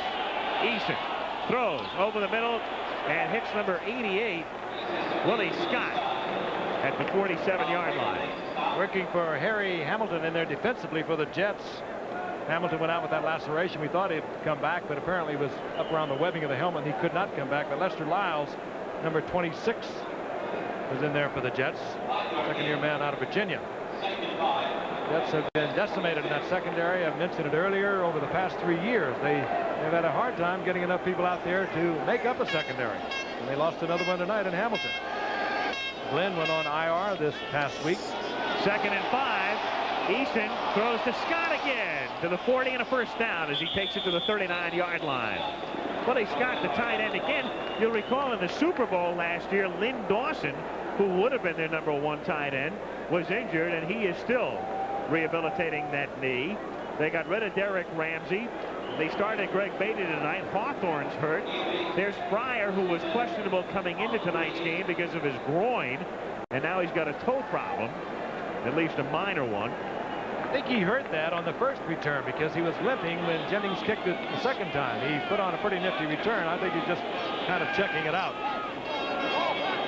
First and 10 from the 39-yard line. Tony Collins goes nowhere. Joe Klecko is in on the tackle, 73. Klecko is busy. He is everywhere tonight. 10th-year man out of Temple. And the Jets are going exclusive with their 4-down line. They brought Bud Carson in a year ago to install the 3-4. They really do not have the linebacking for the 3-4. And they use a lot of this 4-3. So that's what they're in right now. Second and 10. Quick toss. James cuts back. James down the sideline and chased out of bounds inside the 25-yard line by Davlin Mullen. Nifty bit of running there by Craig James. That's the kind of running we talked about earlier. You just don't think Craig James is going to do that. He sort of moseys out into the flat. He dipped it up. It looked like he was going to take that off tackle. Dipped to the outside, and he doesn't have that great speed, but all of a sudden he's there.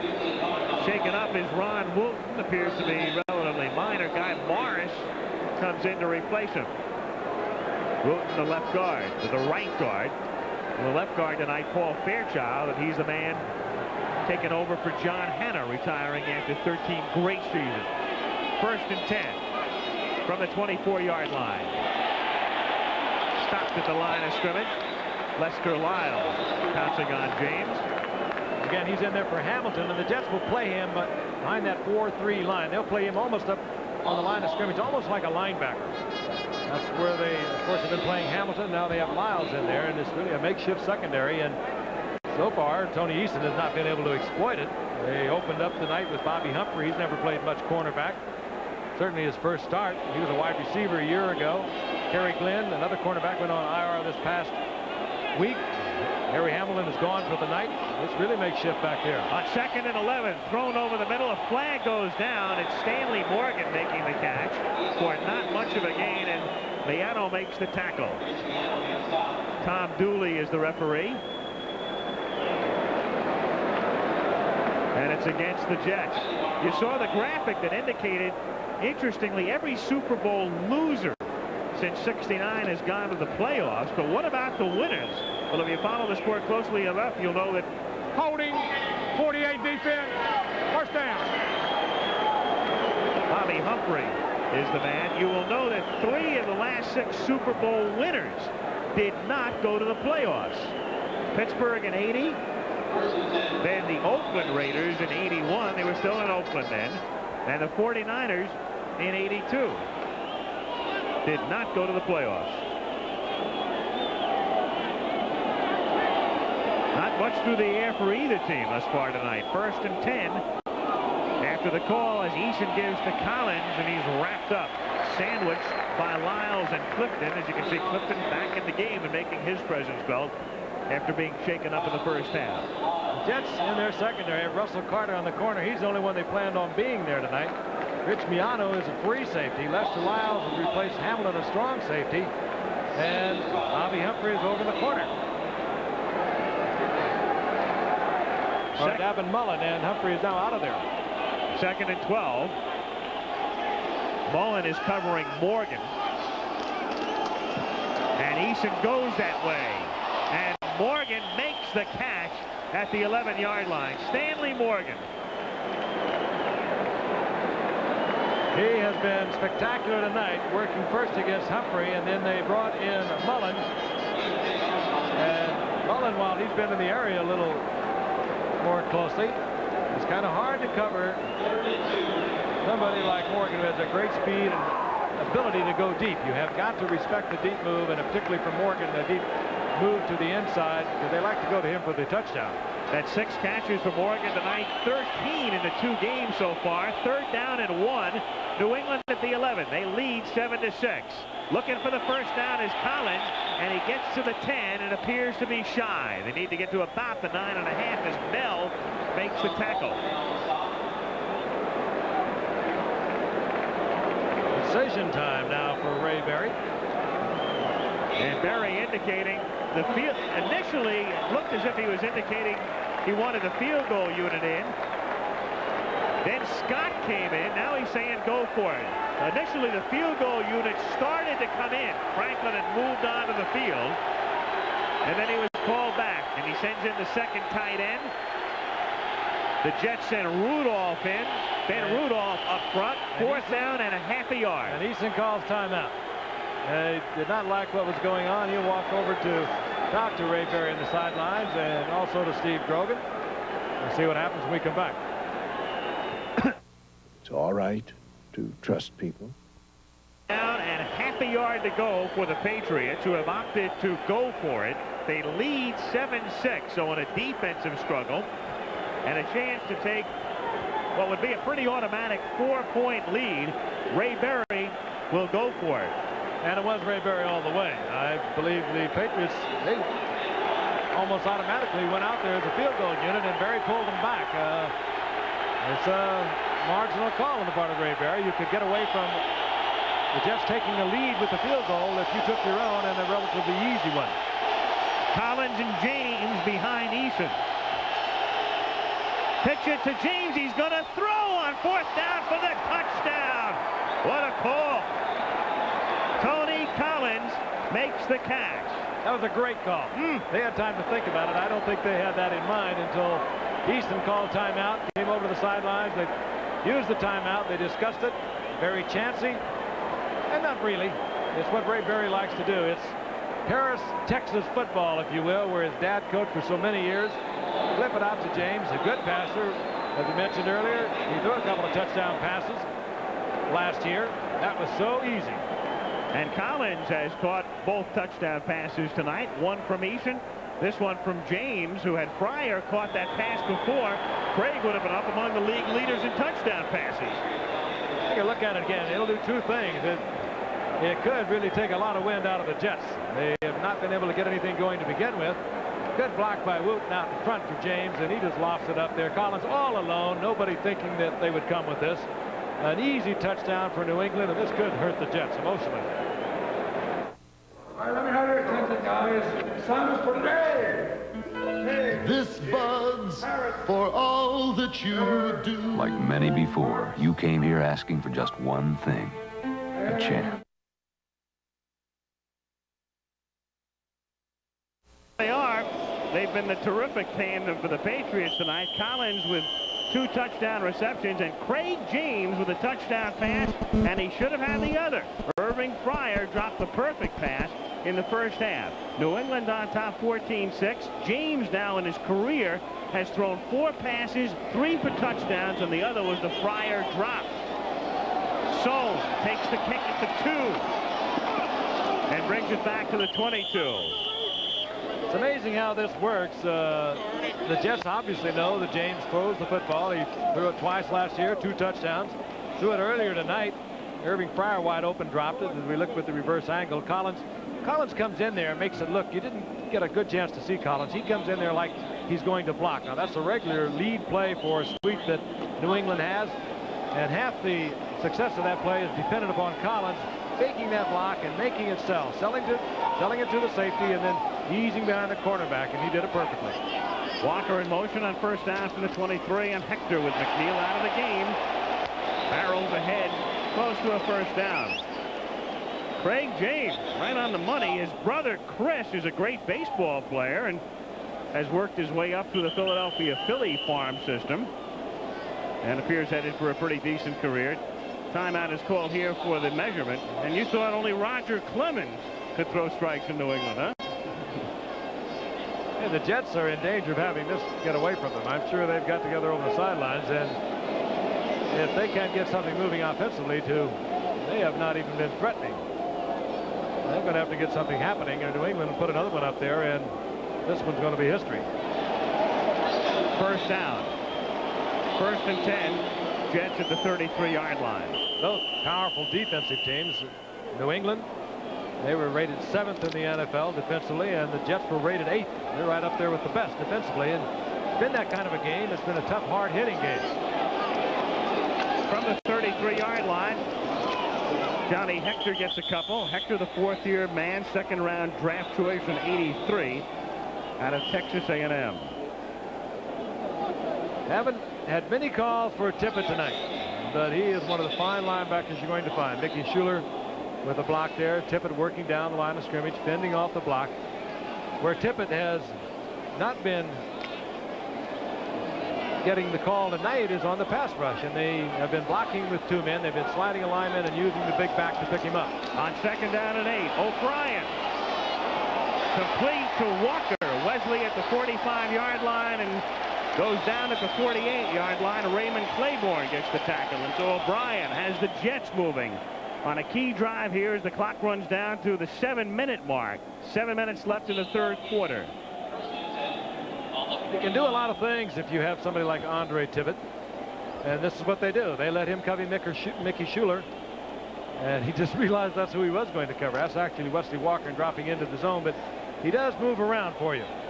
He's very quick for a big man. He goes about 240 pounds, 6'3", but he has been neutralized tonight. On 1st and 10, O'Brien throws incomplete. He goes Walker's way again, and Walker that time covered by Claiborne, so Claiborne sticking with Wesley no matter where he lines up. And that time you had Tippett hurrying O'Brien.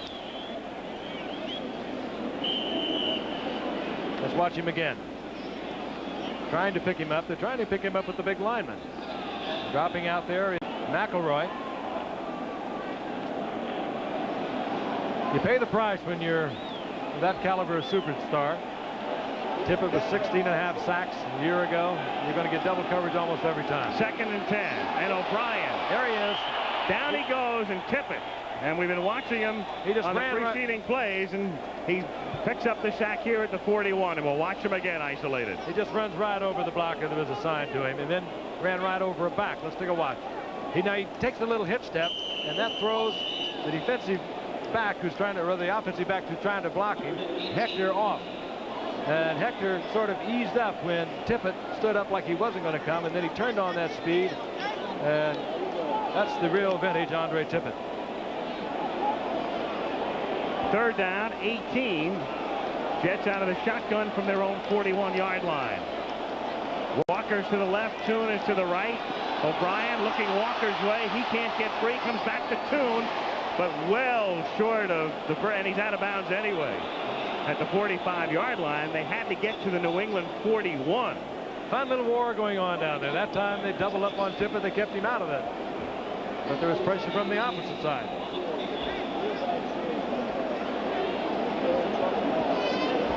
Brian trying to get it to Toon. He has to come down with both feet, of course. There's one. Did he drag that right foot? It's pretty close.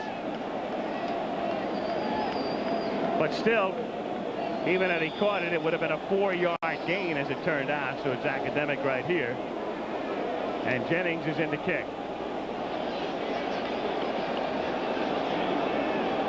And apparently the replay comes into use here, so they will make a ruling on that call. And you'll see it from the reverse angle here. Here comes another angle, which they'll be able to look at.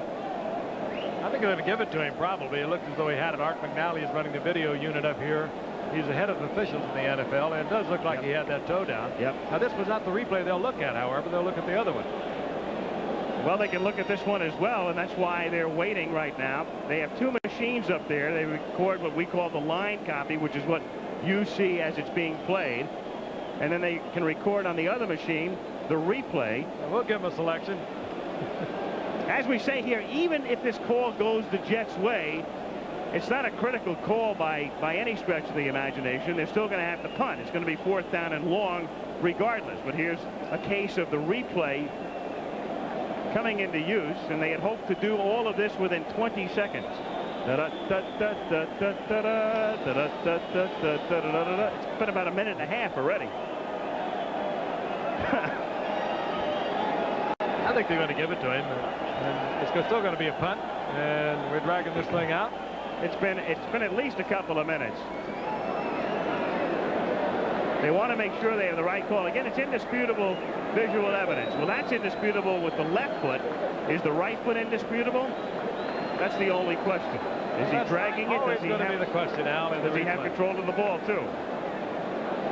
It's just hard to pick up totally.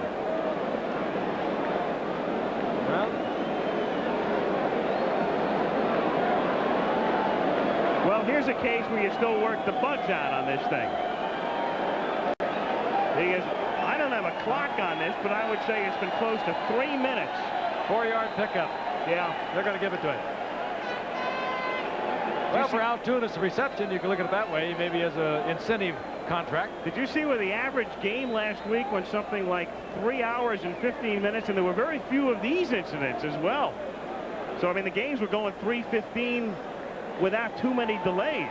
A further review by the replay official shows a legal catch on the 45-yard line. 4th down. All right, but still, it's I'm sorry, that's kind of funny. 4th and 14. It's funny unless you got a plane to catch. Well, it does work. Pryor is back at his own 15, and Dave Jennings having a less than scintillating night.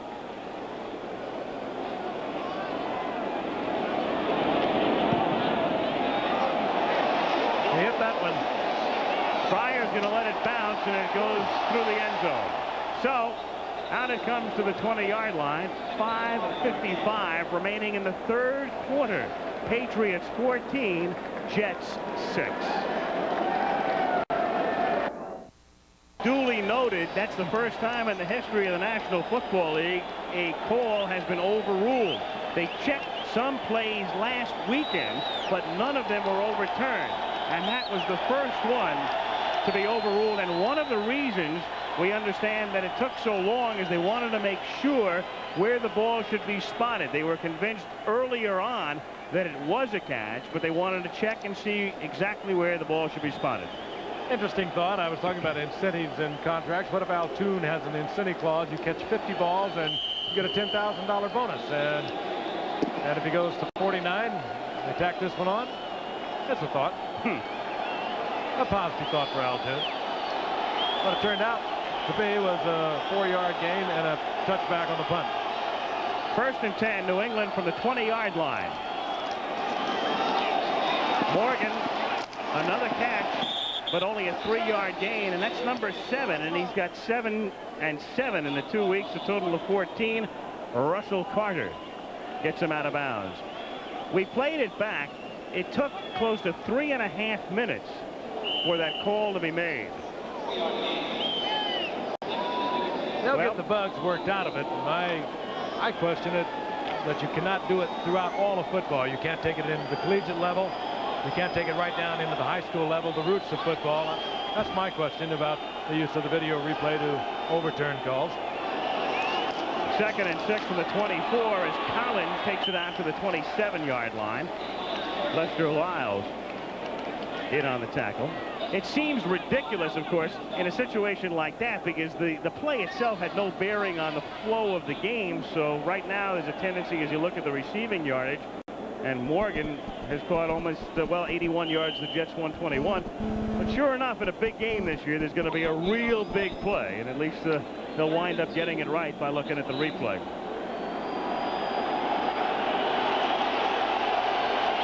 Third down and 2 at the 28, and the Patriots in the shotgun on 3rd and short, and it's Beatty, the tight end. There's a flag down. Beatty has a 1st down. He's tackled by Russell Carter, and there's a flag on the other side of the 27.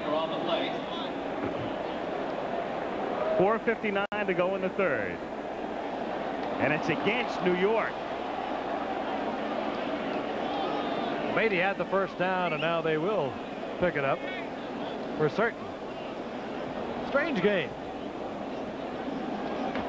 Illegal use of hands. Number 48, defense. 1st down.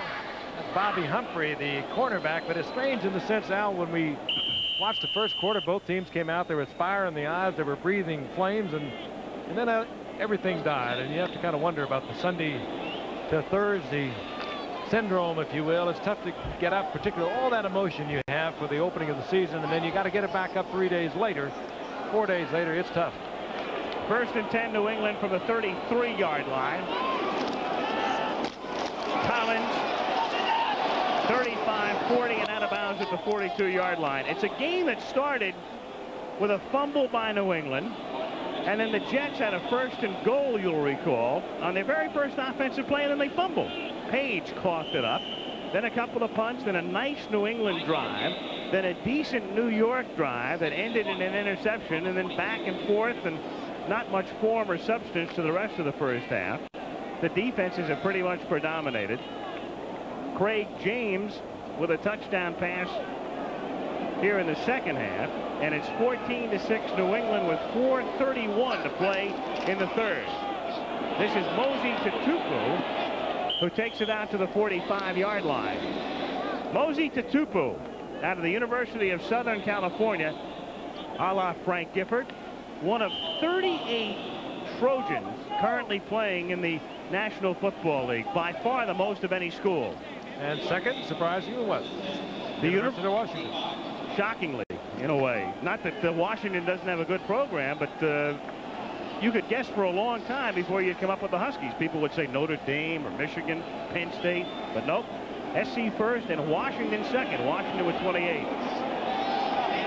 First down from the 45-yard line, and it's Morgan making his 8th catch of the night. Boy, he's great.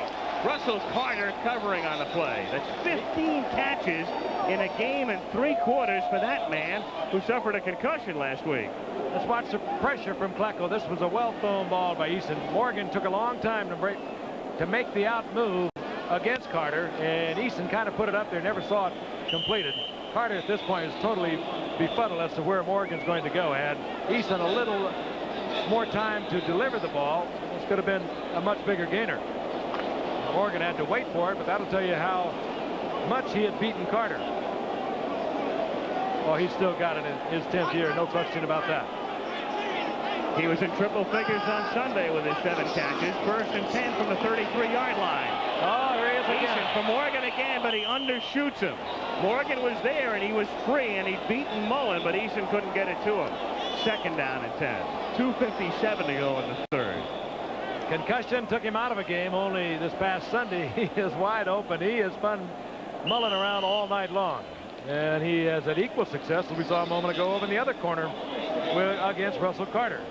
But he's beaten the best over his career. 10 years, I mentioned. He has the highest average per reception in the NFL. Second and 10 New England. His career has been a remarkable one for Stanley Morgan. Dumped off for James. And when you throw James a lateral, you always have to think about the pass as Lester Lyles comes up to make the stop.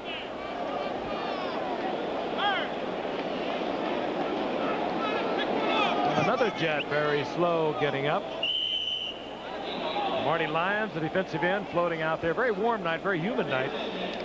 As we watch the play calling once again. Again, Grogan, if you joined us late and don't know, for New England this year, revolutionary in a way. Grogan, the second-team quarterback, calls the plays for Eason, and Ramsey, the third-team quarterback, signals them in. Shotgun on 3rd and 10 from the 33-yard line. Inside handoff to James.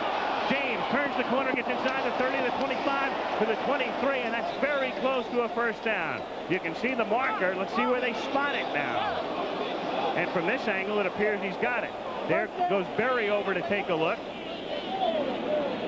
And Dooley calls time. Sticks are across the field, so they'll bring him in, but it does appear as though he has it. Again, is Craig James. It just doesn't look like he's doing what he's doing. He is a very controlled runner. Now watch this. He doesn't take it out of bounds. Breaks it back inside, and he knew exactly where he had to be to get that first down. A lot of runners would have sprinted and taken that out of bounds, and they wouldn't have come close to the first down. But James knew exactly where he had to be to get that first down. By the length of the football, and the Patriots keep moving.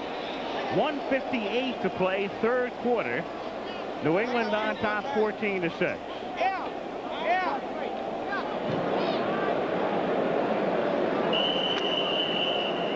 New England is beginning to take this game over.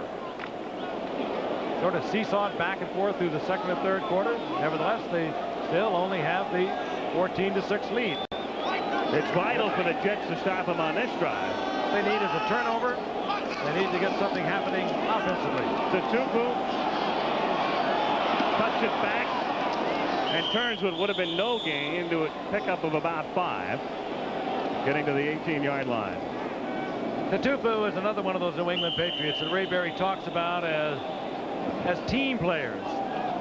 Tatupu has been around a long time, 9 years now out of USC. Started a couple of games, but mostly he's been a special teams and a backup man. But he plays this thing 100% every time he's on the field, no matter what it is, on a punt return team, a kickoff team. He gets an opportunity to play now for Collins and gives it the total effort. And that's what Ray Berry says he has, a bunch of players who totally subordinate the individual self to a team effort.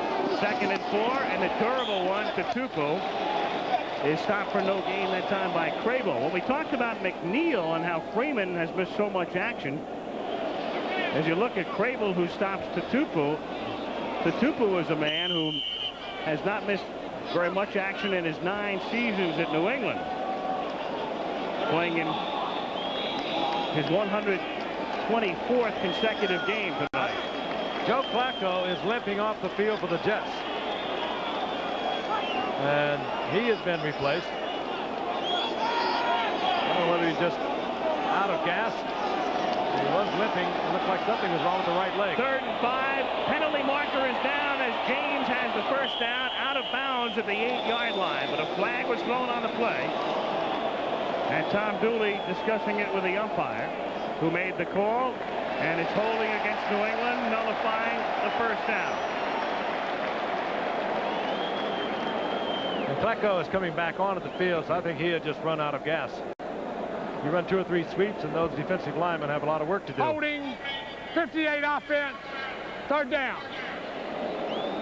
Call against Pete Brock, the 11th year man out of Colorado. Longtime center. That's Grogan looking at the ready list, and he has told Tom Ramsey what he wants to call on a 3rd down and 14. Ramsey with the live signal, and of course a couple of dummy signals, and meanwhile out of the field, Tony Eason picking it up, passing it around to his friends, and here's what Grogan wants the Patriots to run. 3rd down, 15 from the 28-yard line. Grogan going for Morgan, and just off his fingertips, the pass slightly overthrown, and then Morgan gets racked up. That was what you might call incidental contact. That'll make a highlight film. Davlin Mullen was the man. Davlin Mullen is going to have 86s in his sleep tonight. This was just off his fingertips. Well thrown ball. Ordinarily Morgan would come down with this. He has great hands. Tough catch, but he's caught tougher ones. Now Franklin in a 45-yard field goal attempt.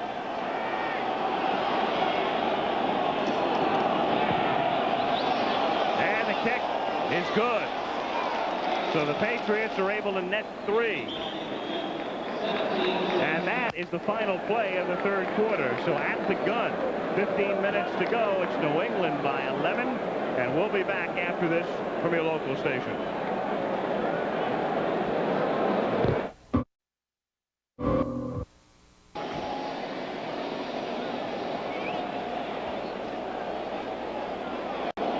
We're at Giant Stadium in East Rutherford, New Jersey. Al Michaels and Frank Gifford, our special Thursday edition. And we start the 4th quarter with a kickoff as Franklin's field goal ended the 3rd quarter. So we start the 4th, New England on top 17-6. The winner will be the only unbeaten team in the AFC East with a mark of 2-0 as Franklin comes forward to start the 4th quarter. Sohn fields it at the goal line, goes into the end zone, hesitates, and that was a bad move. Sohn didn't know which way to go. Bowman in to make the stop. I have a feeling Sohn didn't know if he'd made the catch in the end zone or out of the end zone, and by the time he decided, he figured I better come out of here. Really a bad move by Sohn, but it's up to somebody back there with him to tell him to stay. And he actually took it, but bobbled it, and he could have stayed in there for the touchback. He wasn't sure, and he comes out and yard line in tough field position. Here's what Joe Walton says about his ball club. They will play you the entire football game. They will keep coming back as they did last week up against Buffalo, and this is what I know Joe Walton is hoping for. They play the full game. O'Brien to Walker, and a catch, yes, is what it's ruled. To Toon, rather, at the 18-yard line to Al Toon. First down. Playing, of course, without Freeman McNeil earlier in the ball game. If you were not with us, this was Freeman McNeil, the Jets' outstanding running back. A typical McNeil maneuver, trying to get extra yardage, trying to get the first down. The right hand goes down. And McNeil on top of it with a Patriot on top of him. The diagnosis, a sprained right elbow. He did not come back after he went in at halftime. First and 10 from the 17-yard line as O'Brien comes out of the pocket, throws cross grain, and is lucky that wasn't picked off. And Toon, in essence, becomes a defensive back to keep Claiborne from making the catch as O'Brien goes down. He was shaken up also. Second down. O'Brien sacked 62 times a year ago. That's a reputation you build, I guess, by everyone says how tough you are. Rather impressive for the Patriots. 7th ranked defensive a year ago. They're playing with a lot of injured players. Ben Thomas, the defensive left end, can't go tonight with a neck and shoulder injury. Garen Barris had a very sore foot. They wondered how long he could go tonight. He's played outstanding football tonight. Mike Ruth, the nose tackle, unavailable with a sore knee. They're very thin tonight. Second and 10 with Toon in motion from the 17. O'Brien drops it off for Hector. He's got some room. 20, cuts back 30, and Hector to the 37-yard line and out of bounds. Dennis Owens making the tackle. So the Jets trying to mount this drive from their own 5 as Johnny Hector, who caught 17 last year, as you can see. Again, you have O'Brien looking downfield, nothing happening there. He reads the defenses very quickly, more quickly than he did a year ago when he was sacked 62 times. They worked with Zeke Bratkowski, the quarterback coach, off-season in getting O'Brien to read a little more quickly. They've also moved the offensive line around, changed things around. They moved McElroy over to the right side, Jim Sweeney from guard to left tackle. They are trying to keep O'Brien a little more healthy. Let him get rid of the ball a little more quickly. Hector takes it out to the 39-yard line. Gain of a couple. He could never, I don't think, go through another season of 62 sacks. He was fortunate to get through last year, being hammered as he was, and they have tried to correct it for him.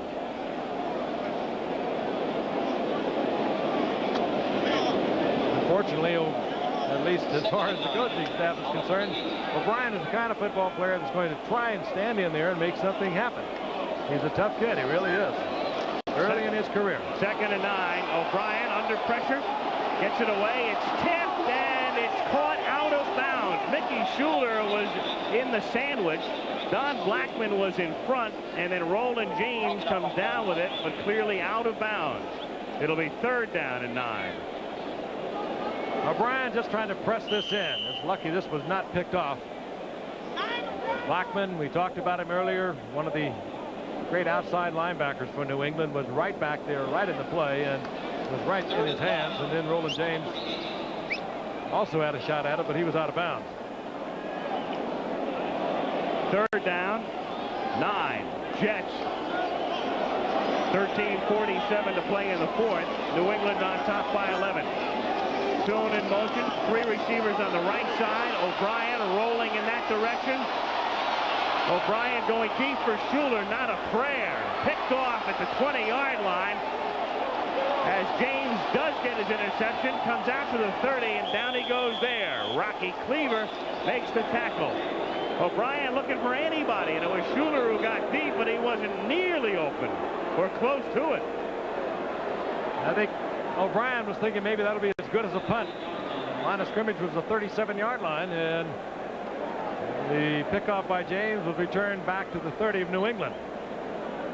Either that or he's just trying to get rid of it. He had to move out of the pocket. Good coverage defensively for New England. Puts it up high, and James is there. Schuler was deep downfield. Actually, he had run a turn-in pattern. Saw O'Brien in trouble, tried to take it deep and give him some kind of an angle, and New England picks it off. So the Patriots at their own 31. They lead by 11. Collins slips down. No gain.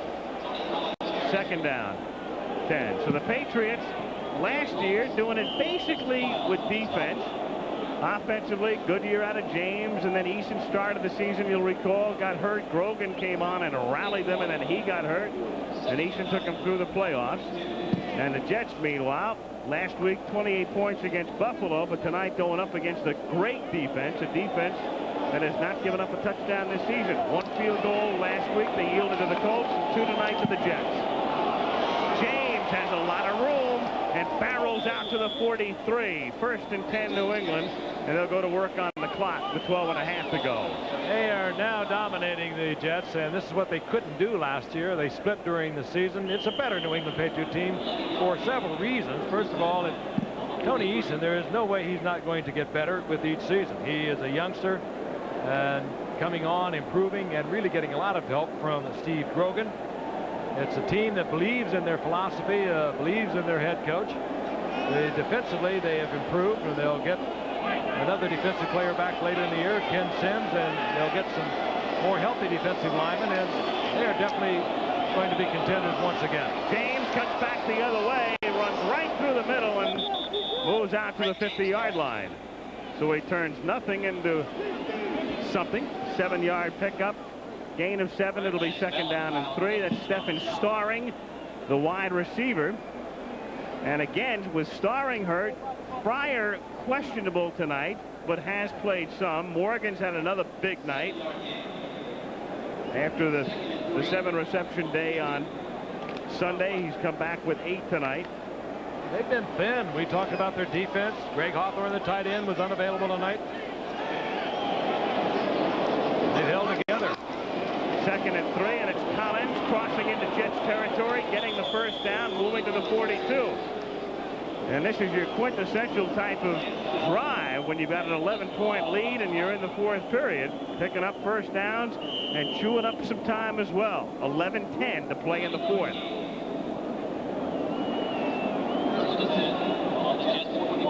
Terry Holmes is in defensively for the Jets. Of course, he has only had a couple of days to work out. Number 47, former Jet that went off to the USFL for a couple of years. Sprained his ankle on the very first day of practice, August the 31st. From the 42-yard line, it's Tutupu. Loss of a yard. It'll be 2nd and 11. Flecko and Lyons in on the tackle. Grogan checking the play chart, and again Ramsey. And Ramsey, for a number 3 quarterback, we're talking about depth. We watched him play the whole Hall of Fame game against St. Louis. He'd be number 2 at a lot of places and number 1 at a few. He was superb in that game, in a game where everything, all the timing is always off in that Hall of Fame game. He had a tremendous day. That was about the last time Ray Gray looked at him, because he wanted Eason to get the work in the preseason. Collins on 2nd and 11 goes nowhere. So it's 3rd down and 10, but we're under the 10-minute mark now as Kyle Clifton makes the tackle.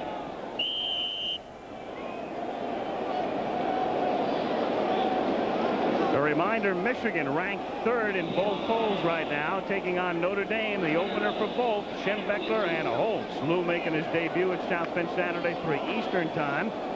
Monday night will be in Pittsburgh, where the Broncos, coming in off the win over the Raiders, take on the Steelers at 9 Eastern. 3rd down and 11. That's Fryer in motion to James, and he's dragged down at the 45-yard line. So the Jets stop him near midfield. Camarillo comes in to punt to try to pin the Jets deep, and the clock is running with 9:15 to go in the 4th. New England running a lot of time off the clock, down to 9 minutes. Jets down 17-6.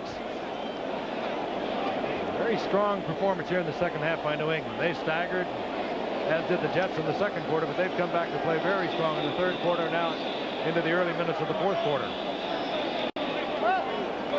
They're not thrilling, but they've been functional, and they're winning by 11. Camarillo, who's had a good night, will try to angle this one. A flag goes down.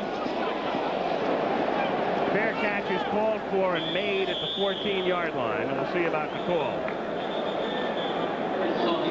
At the line of scrimmage, probably the ineligible man downfield. Procedure will work against the Jets, and New England with the ball at the 14 will want to see it again.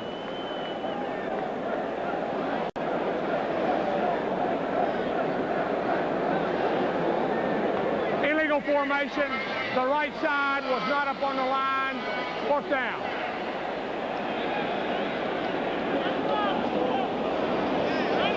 So it moves the ball back to the 50-yard line. Still no problem for Camarillo. Kicking from midfield. Patriots scoring. Collins catching one from Eason. Jets 2 field goals second quarter. Pats with 10 in the third. James throwing a TD pass to Collins.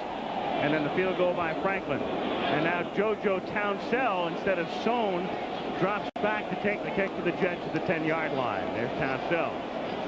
Jets have them all up there. They're going to try and block it. They don't even come close.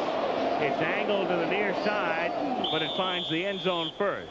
Camarillo is not even fooling around with it. He saw what was happening. He wanted to get rid of that quickly, and he kicked it through the end zone for the touchback. So the Jets, plenty of time left, but they have nothing going. Game will be 2-0, and there's a little morsel for thought for you. With the teams going 2-0 since the 16-game schedule came in, almost half have won a division title. When the teams have split, or a team has split its first 2 games of the season, only about 1 in 5 has won a division title. So that's the difference, getting off to a 2-0 start as opposed to a 1-1 start historically. And the winner of this game will be 2-0, and the loser will be at 500. 1st and 10 Jets. They trail by 11 as O'Brien retreats on 1st down from the 20-yard line. O'Brien slides down at the 23, and Lawrence McGrew gets credit for the tackle. 2nd down, 2nd and 7. Again, just fine defensive effort. O'Brien had all the time he could want to release the ball if he had a receiver that was breaking open into a pattern, but good defensive play on the part of New England. He does not throw the interception. That's why he was sacked so many times. One of the reasons he was sacked so many times last year, 62, an NFL record. He won't throw the interception. He'll eat it first. 2nd and 7. They give it to Johnny Hector, to the chagrin of the crowd at first, and Hector runs it out to the 29-yard line. You could hear a collective moan go up when they saw Hector get the ball with 7:40 to go in the 4th period.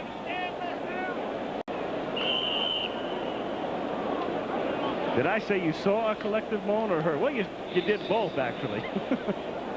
New England defensively, they've just taken away Wesley Walker tonight. He of course has the great speed. They have taken Wesley Walker out of the offensive game plan for the Jets tonight. They've done a terrific job. They have not been pressuring O'Brien, but they have been covering the receivers, and they've covered them well. 3rd down and 1. Cleaver in motion, and it opens a hole for Page over the right side, and he has the 1st down. 1st and 10 at the 32-yard line. This telecast is presented by authority of the National Football League. It's intended for the private use of our audience. Any rebroadcast or other use of this telecast without the express written consent of the National Football League is prohibited. You know, Al, we see New England a couple more times this year, and one of them could mean an awful lot. December the 22nd. We have them against Miami, final game of our Monday night season. 1st down from the 32-yard line. One-hand grab by Schuler. He gets to the 50 and into New England territory and out of bounds at the 47. Fred Marion with the stop, and we have exactly 7 minutes to go in the 4th quarter. That's another man I know O'Brien would have liked to have been going to a little more frequently tonight, Mickey Schuler, but I'm sure he was a principal target on many plays which O'Brien had to check off or had to move out of the pocket. They've just been covering them well, particularly taking Wesley Walker and Schuler away from O'Brien. That time he gets a good pickup, and while everything is not dead, trailing 17-6, we have 7 minutes remaining. 1st and 10 from the 47. He's going deep for Walker. No. Lepet was right with him, and he had to throw it. He had to throw it far beyond Walker. Lepet providing the coverage here. Here's Walker, great speed. Lepet right there. O'Brien would have had to throw the perfect pass, a very timely little bump also by Lepet. You see more and more of that in fewer and fewer flags. They allow those defensive backs to do a lot more than they did a couple of years ago. A strong defensive showing for New England tonight. Again. 2nd down and 10 for the 47. Fake to Hector. O'Brien stays in there, and and then the throw is incomplete, intended for Rocky Cleaver. And that's excellent coverage by Roland James. He was man for man. Blitz was on. He had single coverage. And it just forced O'Brien to have to throw the perfect pass or allow the deflection or possible interception. Roland James has been around, like Morgan from Tennessee. Came up a #1 draft pick. Started out as a cornerback, has turned into one of the strong safeties in this league. 3rd and 10. Jets at the 47. New England on top 17-6. Over the middle for 2. We got a penalty flag, but again, Toon does not have the first down. His forward progress nets him about 5, and a flag. Probably a hold right in the interior line. Roland James and Monty LePet stop. Penalty marker on the play. What do you do if you're New England here now? You gain 5. If you take the play, it's 4th and 5, and you give the Jets only 1 play. But if you take the penalty, you got a 3rd and 20. That's what they're trying to figure out right at the moment. They want the options explained a little more clearly, and Nelson's coming over to find out. Illegal use of hands, number 60, offense, 3rd down. So they take it. That's it's an interesting call in a way, because you know, as you look at Ray Berry, you know that they're going to pass, so now you're giving them 2 passes instead of 1. 3rd and 20. So a little food for thought here anyway. Let's see what happens on 3rd and 20. Panic for 1. 3rd and 20 is a tough call. Over the middle, tipped by Schuler, but incomplete. And now with 6:19 to go, now you've got a punt. 4th down and 20. So the Jets figuring 20 is just too much with 4th down here. And there still is, in a lot of their mind anyway, 6:19 to play. You're a long way away from a 4-down offense. A lot of things can happen so quickly. A lot of time, but no evidence that the Jets can get something going. That's it. You don't feel that they can do it. They have been stymied all night long in every phase of their offense. With Jennings the punt, keep in mind, too, that the Jets would need to score 2 touchdowns. A touchdown and a field goal doesn't help you when you're down by 11. They got to get into the end zone twice in 6:19.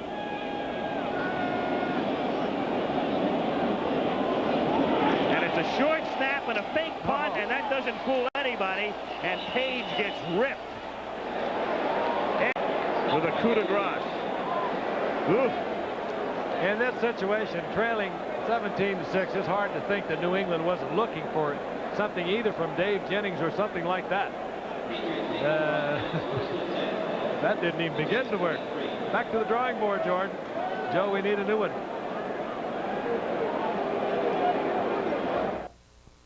Al Michaels and Frank Gifford, and Giant Stadium is clearing out in a hurry with New England on top 17-6, 6:13 to go in the 4th. Patriots at the Jets 43, and Collins to the outside. He wants to stay in bounds, and he does. He gets to the 38 for a gain of 5.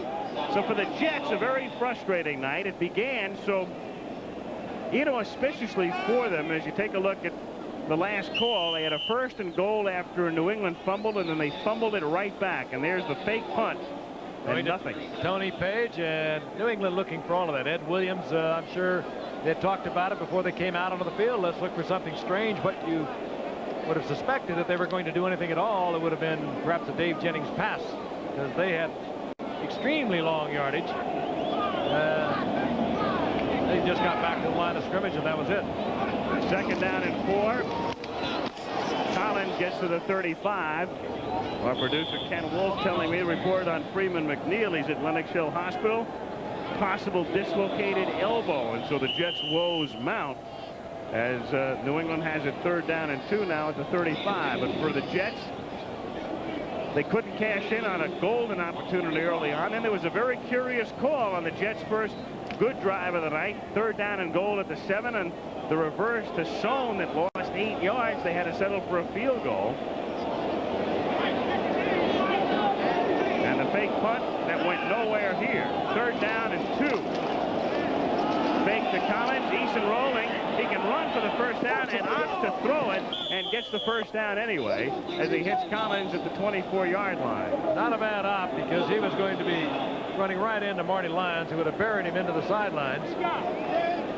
Eason is a good athlete. And I know I mentioned earlier he's going to improve as a quarterback, but the one thing that he has going for him that a lot of quarterbacks do not have is he is a fine athlete. He does a lot of hook sliding out there and all that, but he is able to move. He's very quick. He gets around very fast, and the sense that this youngster, even though he was wiped out by the Bears in the Super Bowl 0 for 6, it had to be a traumatic experience for him. You get a strong feeling that he is going to improve with each and every outing. Getting a lot of help from the veteran Steve Grogan, who can come off the bench, as we saw last year, and win games. He won 6 of them in a row last year when he replaced Eason. So the Patriots, strong defensively, good offensively with Collins and James, and they have super quarterbacking. James for a gain of a couple. Right now, all New England's thinking about is running out as much of the clock. This is one of those games you can truly say is really not as close as the score would indicate. 17-6. What you felt all along, Al, I know you have felt it, is the total lack of the Jets being able to mount any kind of offense. They have great outside receivers in Wesley Walker and Al Toon. Toon got a couple of passes. That was about it. Walker's been pretty much shut down. Mickey Schuler caught 76 balls a year ago. Nothing tonight. But the Patriots have controlled the flow for a long time. 2nd down and 8. Collins to the 20-yard line. Lyons in on the stop. Again, nothing spectacular from New England tonight. Just New England football. Very functional football. Ray Berry, Paris, Texas Sandlot football. He has convinced them that they can win this way. He's convinced them they can win if they play each and every one of them as a team. And maybe it sounds old-fashioned, but he has it working up in New England. Put it together last year as a wild card. Won every game on the road, 3 of them. He beat the Jets, he beat the Patriots, he beat the Raiders, he beat Miami, and got to the Super Bowl even though they were wiped out. It was a great effort. 3rd down and 6. As the throw is nearly intercepted, and a touchdown is saved by Jerry Holmes on the pass intended for Cedric Jones.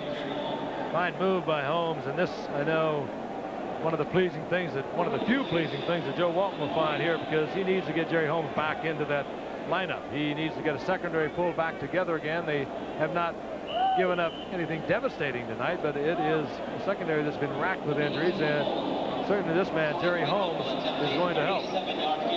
Franklin to attempt the field goal, 27-yard line, 37-yard attempt. If it's good, New England leads by 14 with 3:16 to play in the 4th. And contact up front. Barry Bennett was anxious. If it's against the Jets, but it's not. Offense. 4th down. He was pulled off by Paul Fairchild. There he is. There's a man, not on special teams, but on offense anyway, who's playing in Hannah's old spot. So that moves him back. A good way to put it, too. He's playing in the spot. Right. I don't want to say trying to fill the shoes. You can't do that. He's 5 years from the Hall of Fame. 42-yard field goal attempt. And Franklin's kick is good. And so Tony Franklin, who kicked 4 last week, and we got a penalty marker. I think that flag was down. I noticed it was down as the play began. They just didn't pick it up from the prior play, so there's no penalty. We've got 3:12 to go in the 4th. He doesn't look too happy, but he has to be. His team leads by 14. Power your business. The Jets to receive. They trail 20-6 as Franklin kicks off. Kurt Sohn takes it 2 yards deep, and they keep him in there this time. Townsell and Harper telling him to stay there. Gastineau, but a long night for him and a long night for the Jets. The knee that he hurt earlier in the game is going to be sore tomorrow. He came back in after missing 3 or 4 series and played well. But you know, those things overnight are going to become very painful. The Jets' next game is here. It's a week from Sunday against Miami.